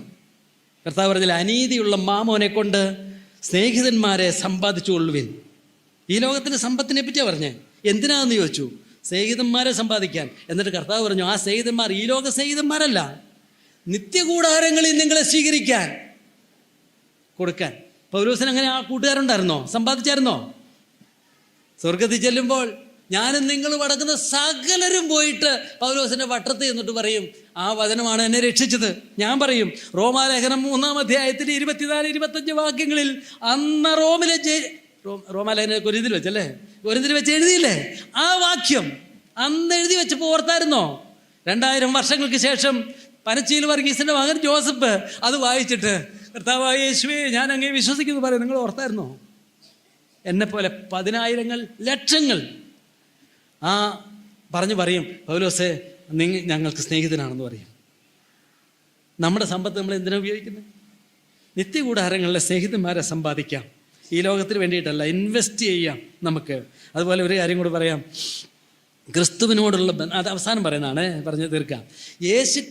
എന്തൊക്കെ പറഞ്ഞാലും ഏത് മാനുഷിക സ്നേഹത്തിന് അതിൻ്റെ പരാജയമുണ്ട്. ഭാര്യാഭർത്തൃ സ്നേഹം എത്ര കൂടിയാലും നിങ്ങൾ വഴക്കൂടില്ലേ? നിങ്ങളെന്ന് പറയുന്നില്ല, ഞങ്ങൾ വഴക്കൂടില്ലേ എന്ന് ചോദിച്ചാൽ നിങ്ങൾ കണ്ടിട്ടില്ലല്ലോ. എന്തെങ്കിലുമൊക്കെ കാണും. അങ്ങനെ ഇല്ലാത്തവരുണ്ടെങ്കിൽ അവരെ ഓർത്ത് ദൈവത്തിന് സ്തോത്രം ചെയ്യുന്നു, എല്ലാവരെയും പറയല്ല. എന്താവും? നമുക്കൊക്കെ അമർഷങ്ങളും സങ്കടങ്ങളും നിരാശകളും പരാതികളും ഒക്കെ ഉണ്ടാകാൻ സാധ്യതയുണ്ട്. കാരണം ഇത് മനുഷ്യ സ്നേഹം വീണുപോയ ലോകമല്ലേ. എന്നാൽ പരാജയമില്ലാത്ത, അപൂർണതകളില്ലാത്ത ഒരു സ്നേഹമുണ്ട്. അത് നമ്മുടെ കർത്താവ് പറഞ്ഞ സ്നേഹമാണ്. കർത്താവ് എന്താ അവസാനം പറഞ്ഞത്? ഞാൻ നിങ്ങളോട് കൽപ്പിക്കുന്നത് ചെയ്താൽ നിങ്ങൾ എൻ്റെ സ്നേഹിതന്മാർ തന്നെ. യജമാനൻ ചെയ്യുന്നത് ദാസൻ അറിയാത്തത് കൊണ്ട് ഞാൻ നിങ്ങളെ ഇനി ദാസന്മാർ എന്ന് പറയുകയില്ല. ഞാൻ എൻ്റെ പിതാവിനോട് കേട്ടത് എല്ലാം നിങ്ങളോട് അറിയിച്ചതുകൊണ്ട് നിങ്ങളെ സ്നേഹിതന്മാർ എന്ന് പറഞ്ഞിരിക്കുന്നു. നമ്മൾ യേശുക്രിസ്തുവിൻ്റെ സ്നേഹിതന്മാരാണ്, ദൈവത്തിൻ്റെ സ്നേഹിതന്മാരാണ്. അബ്രഹാമിനെ ദൈവം വിളിച്ചതുപോലെ ദൈവത്തിൻ്റെ സ്നേഹിതന്മാർ. യേശുക്രിസ്തുവിൽ നമ്മൾ ദൈവത്തിൻ്റെ സ്വന്തം ആളുകളാണ്. അതൊരിക്കലും അവസാനിക്കുകയില്ല. അതിൽ വളരാം, അത് നമുക്ക് കാത്ത് സൂക്ഷിക്കാം. യോഹന്നാൻ പറഞ്ഞില്ലേ, തന്നെ പരിചയപ്പെടുത്തി എങ്ങനെയാ? The identity of John. John എന്ന് എഴുതിയില്ല, യേശു സ്നേഹിച്ച ശിഷ്യൻ. That's what I am. നിങ്ങൾ ആരാ? എന്താ നമ്മുടെ ഐഡൻറ്റിറ്റി? യേശു ക്രിസ്തുവിനെ സ്നേഹിക്കപ്പെട്ട ഒരാളാണ് ഞാൻ. ദൈവം എന്നെ സ്നേഹിച്ചിരിക്കുന്നു. അതാണ് നമ്മുടെ കോമൺ പ്രോപ്പർട്ടി. അത് നമുക്ക് പങ്കുവയ്ക്കാം. സ്നേഹിതന്മാരെ വളർത്തുമ്പോൾ നാം തന്നെയാണ് വളരുന്നത്. സ്നേഹിതന്മാരെ ഇല്ലാതാക്കുമ്പോൾ നമ്മൾ നമ്മളെ തന്നെയാണ് ഇല്ലാതാക്കുന്നതെന്നുള്ള സത്യം നമുക്കൊരിക്കലും മറക്കാതിരിക്കാം. ഞാനൊരു കഥ പറഞ്ഞ് അവസാനിപ്പിച്ചാൽ നിങ്ങൾ അതിനോട് ക്ഷമിക്കുമെന്ന് അറിഞ്ഞുകൂടാ. പഴയ കഥയാണ്, നിങ്ങൾ കേട്ടിട്ടുണ്ടാവും. ഒരാശുപത്രിയിൽ ഒരു കിടപ്പ് രോഗികളെ പരിഹരിക്കുന്ന ഒരാശുപത്രിയിൽ ഒരു ഹതഭാഗ്യനായ ഒരു രോഗി കിടപ്പുണ്ടായിരുന്നു. വർഷങ്ങളായി കിടക്കുക, ആരുമില്ല അദ്ദേഹത്തിന്. പക്ഷേ അദ്ദേഹം ഒരു സന്തുഷ്ടനായ രോഗിയായിരുന്നു. പിന്നീട് കുറച്ച് കഴിഞ്ഞപ്പോൾ വേറൊരു ഇതുപോലെ തന്നെ രോഗിയെ കൂടെ, ബെഡ് റിഡനാണ്, എഴുന്നേറ്റ് നടക്കാൻ ഒരാളെയും കൂടെ കൊണ്ടുപോയി അടുത്ത കട്ടിലേക്ക് എടുത്തി. അവനാണെങ്കിൽ നിരാശയും സങ്കടവും വിഷമവും ഒക്കെ ഉള്ള ഒരാളായിരുന്നു. പക്ഷേ ഈ അപ്പുറത്ത് കിടക്കുന്ന രോഗി എന്ത് ചെയ്യുന്നു വെച്ചാൽ ഇവനോട് കൂട്ടുകൂടാൻ തുടങ്ങി. നല്ല കാര്യങ്ങളൊക്കെ പറയും, പ്രോത്സാഹനത്തിൻ്റെ വാക്കുകളൊക്കെ പറയും. അങ്ങനെ അവർ തമ്മിൽ അടുത്തു. കുറച്ച് കഴിഞ്ഞപ്പോൾ അദ്ദേഹം പറഞ്ഞു, പല കഥകളും പല കാഴ്ചകളൊക്കെ പറഞ്ഞു. ഏറ്റവും രസമായൊരു കാര്യം, ഈ ആദ്യത്തെ രോഗി കിടന്നത് ആദ്യം ചെന്നുകൊണ്ടായിരിക്കും ഒരു ജനലിൻ്റെ അടുത്താണ്. അപ്പോൾ ആ ജനലിൽ നിന്ന് നോക്കിക്കഴിഞ്ഞിട്ടുണ്ടെങ്കിൽ ഈ കട്ടിലിൽ നിന്ന് നോക്കിയാൽ ആ പുറത്തുള്ള കാഴ്ചകളെല്ലാം കാണാം. അപ്പോൾ ഇതൊക്കെ ഇയാളിങ്ങനെ കാണും. എന്നിട്ട് പറയും, എടോ ഇത് നല്ല കാഴ്ചകളൊക്കെയാണ് ഈ പുറത്തുള്ളതെന്ന് പറയും. അന്നേരം ഇയാൾക്ക് അനങ്ങാമല്ല. ഇയാൾ ചോദിക്കും, എന്തൊക്കെയാണ് കാണുന്നതെന്ന് ചോദിക്കും. അപ്പോൾ പുള്ളി പറയും, അവിടെ ഒരു നല്ല സ്ഥലമാണ്, നമ്മുടെ ആശുപത്രി പണിതേക്കുന്ന നല്ലൊരു സ്ഥലത്താണ്. ഇതിൻ്റെ അപ്പുറത്തൊരു തടാകമുണ്ട്. ആ തടാകത്തിനകത്ത് എന്തെല്ലാം അതിൻ്റെ ചുറ്റും ഒരു പിള്ളേർക്കും ഒക്കെ കളിക്കാനുള്ളൊരു പാർക്കുണ്ട്. അപ്പോൾ പലപ്പോഴും ആളുകളൊക്കെ വരും. പിന്നെ നോക്കിയാൽ സൂര്യാസ്തമയം അവിടെ നിന്ന് കാണാനായിട്ട് കഴിയുമെന്ന് പറയും. അപ്പോൾ എല്ലാ ദിവസവും ഇവിടുത്തെ കാഴ്ചകളൊക്കെ പറയും. അവിടെ വരുന്ന ആളുകളെ പറ്റി പറയും. ചിലപ്പോൾ ദേശാടന പക്ഷികൾ ഈ തടാകത്തിൽ വന്ന് കളിക്കുന്നതിനെ പറ്റി പറയും. നമ്മൾ കാണാത്ത ഒരു തരം പക്ഷികളോട് വന്നിട്ടുണ്ട്, എന്ത് രസമാണെന്നറിയാം അത് കാണാനായിട്ട്. പിന്നെ വൈകുന്നേരം കുട്ടികൾ കളിക്കാനായിട്ട് വരുമ്പോൾ പറയും, ഇന്ന് കുറേ പിള്ളേർ വന്നിട്ടുണ്ട്. ഈ കഥയൊക്കെ മറ്റേയാൾ പറഞ്ഞ് കേൾപ്പിക്കും. അങ്ങനെ പറഞ്ഞ് ഇയാളൊരു ഉത്സാഹം പ്രാപിച്ച് ഒരു ധൈര്യശാലിയായി, ജീവിതത്തിന് അർത്ഥമുണ്ടെന്നൊക്കെ ഒരു തോന്നി, ഒരു ബലം പ്രാപിച്ചു. എല്ലാ ദിവസവും കഥ പറയും, ഈ ഇവിടെ കാണുന്ന കാഴ്ചകളൊക്കെ പറയും. പക്ഷെ കുറച്ച് കഴിഞ്ഞപ്പോൾ ഈ മനുഷ്യനെ ഓർത്തു, ഈ രണ്ടാമത് വന്ന രോഗി ഓർത്തു, ഇയാൾ എന്നും ഈ കഥ ഇങ്ങനെ പറയാൻ ഈ അടുത്ത് കിടന്നാലേ, ഞാൻ ആ കട്ടിലേക്ക് കിടക്കുമായിരുന്നെങ്കിൽ എനിക്ക് അത് നേരിട്ട് കാണാമല്ലോ എന്ന് പറയും. അന്നേരം ഇയാളോട് ചോദിച്ചു, ഞാൻ എന്നെ അവിടെ മാറ്റി കിടത്തരുത്. അന്നേരം അയാൾ പറഞ്ഞു, അത് ഞാൻ സമ്മതിക്കില്ല, ഞാൻ കഥ പറഞ്ഞുതരാം, മാറ്റി കിടക്കാൻ സമ്മതിക്കില്ല എന്ന് പറഞ്ഞു. മാറ്റി കിടത്തിയല്ല. ഇയാൾക്കതൊരു ഉള്ളിൽ ഒരു ചെറിയൊരു അമർഷം അങ്ങ് രൂപപ്പെടാനായിട്ട് തുടങ്ങി. ആർക്കും വരുമല്ലോ, ഒരു കൂടുതൽ അനുഗ്രഹം വന്നാൽ അസൂയ ശൗലിന് വന്ന പോലെ ഒരു അമർഷം വരാനായിട്ട് തുടങ്ങി. അപ്പോൾ ഇവൻ ആ സൗഖ്യം കാണാം, എനിക്കതില്ലല്ലോ എന്ന് ഓർത്ത് ഇയാൾ അമർഷം ഇങ്ങനെ വളർന്നു വന്നു. ഈ കഥയൊക്കെ കേട്ടാലും ഉള്ളിൽ ആ കട്ടിലേക്ക് കിടന്നായിരുന്നെങ്കിൽ എന്ന് ഓർത്തു. ഒരു ദിവസം രാത്രിയിൽ ആ രോഗിക്ക്, ജനലിക്ക് കിടക്കുന്ന രോഗിക്ക് ഭയങ്കര ശ്വാസം മുട്ടും അസ്വസ്ഥതയും വന്നു. അപ്പോൾ ഇവർക്ക് ആളെ കെയർടേക്കറെ വിളിക്കാനായിട്ടൊരു ബെല്ലമർത്തി വെച്ചാൽ മതി.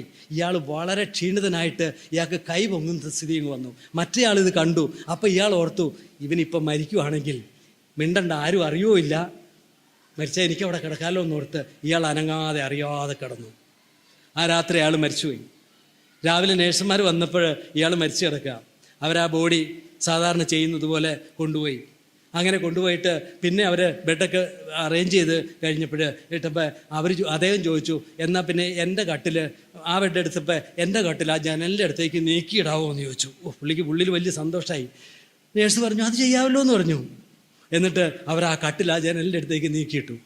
അപ്പോൾ ഇയാൾ വലിയ ആകാംക്ഷയോടെ ആ പക്ഷികളെയും ആ കളിക്കാൻ വരുന്ന പൂക്കളെയും വൈകുന്നേരത്തെ സൂര്യോദയം ഒക്കെ കാണാൻ വേണ്ടിയിട്ട് അയാളൊന്ന് നോക്കിയപ്പോൾ അയാൾക്ക് എന്തെന്നറിയോ, ഒരു ഉയർന്ന മതിൽ മാത്രമാണ് അവിടെ ഉള്ളൂ, ഒന്നുമില്ല അവിടെ. പിന്നെ എങ്ങനെ ഈ കഥയൊക്കെ അയാൾ പറഞ്ഞു? ആ കഥയാണ് അവനെ ജീവിപ്പിച്ചത്. ആ കൂട്ടുകാരനാണ് അവനെ അതുവരെ നിലനിർത്തിയത്. പിന്നെ നമുക്ക് സ്വാഭാവികമായിട്ട് ചിന്തിക്കാം, ഈ വിരസമായിരിക്കുന്ന ഈ മതിലിൻ്റെ ചോട്ടിൽ കിടന്ന് ഇവനും ഒത്തിരി നാൾ കഴിയുന്നതിന് മുമ്പ് മരിച്ചു കാണും. ഒരു സത്യം നമ്മൾ ഓർക്കണം, when we kill our friends we are killing ourselves.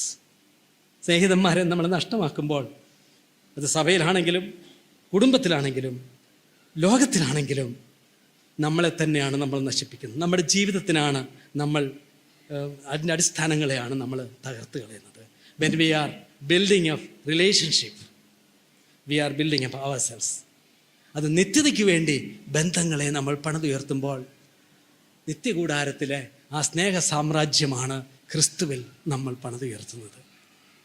പത്രോസ് അപ്പോസ്തലൻ പറഞ്ഞതുപോലെ, നിർവ്യാജമായ സഹോദരപ്രീതിക്കായി നിർമ്മലീകരിച്ചിരിക്കാൻ ഹൃദയപൂർവ്വം നമുക്ക് ഉറ്റ് സ്നേഹിക്കാം. ദൈവനാമം മഹത്വപ്പെടുമാറാകട്ടെ.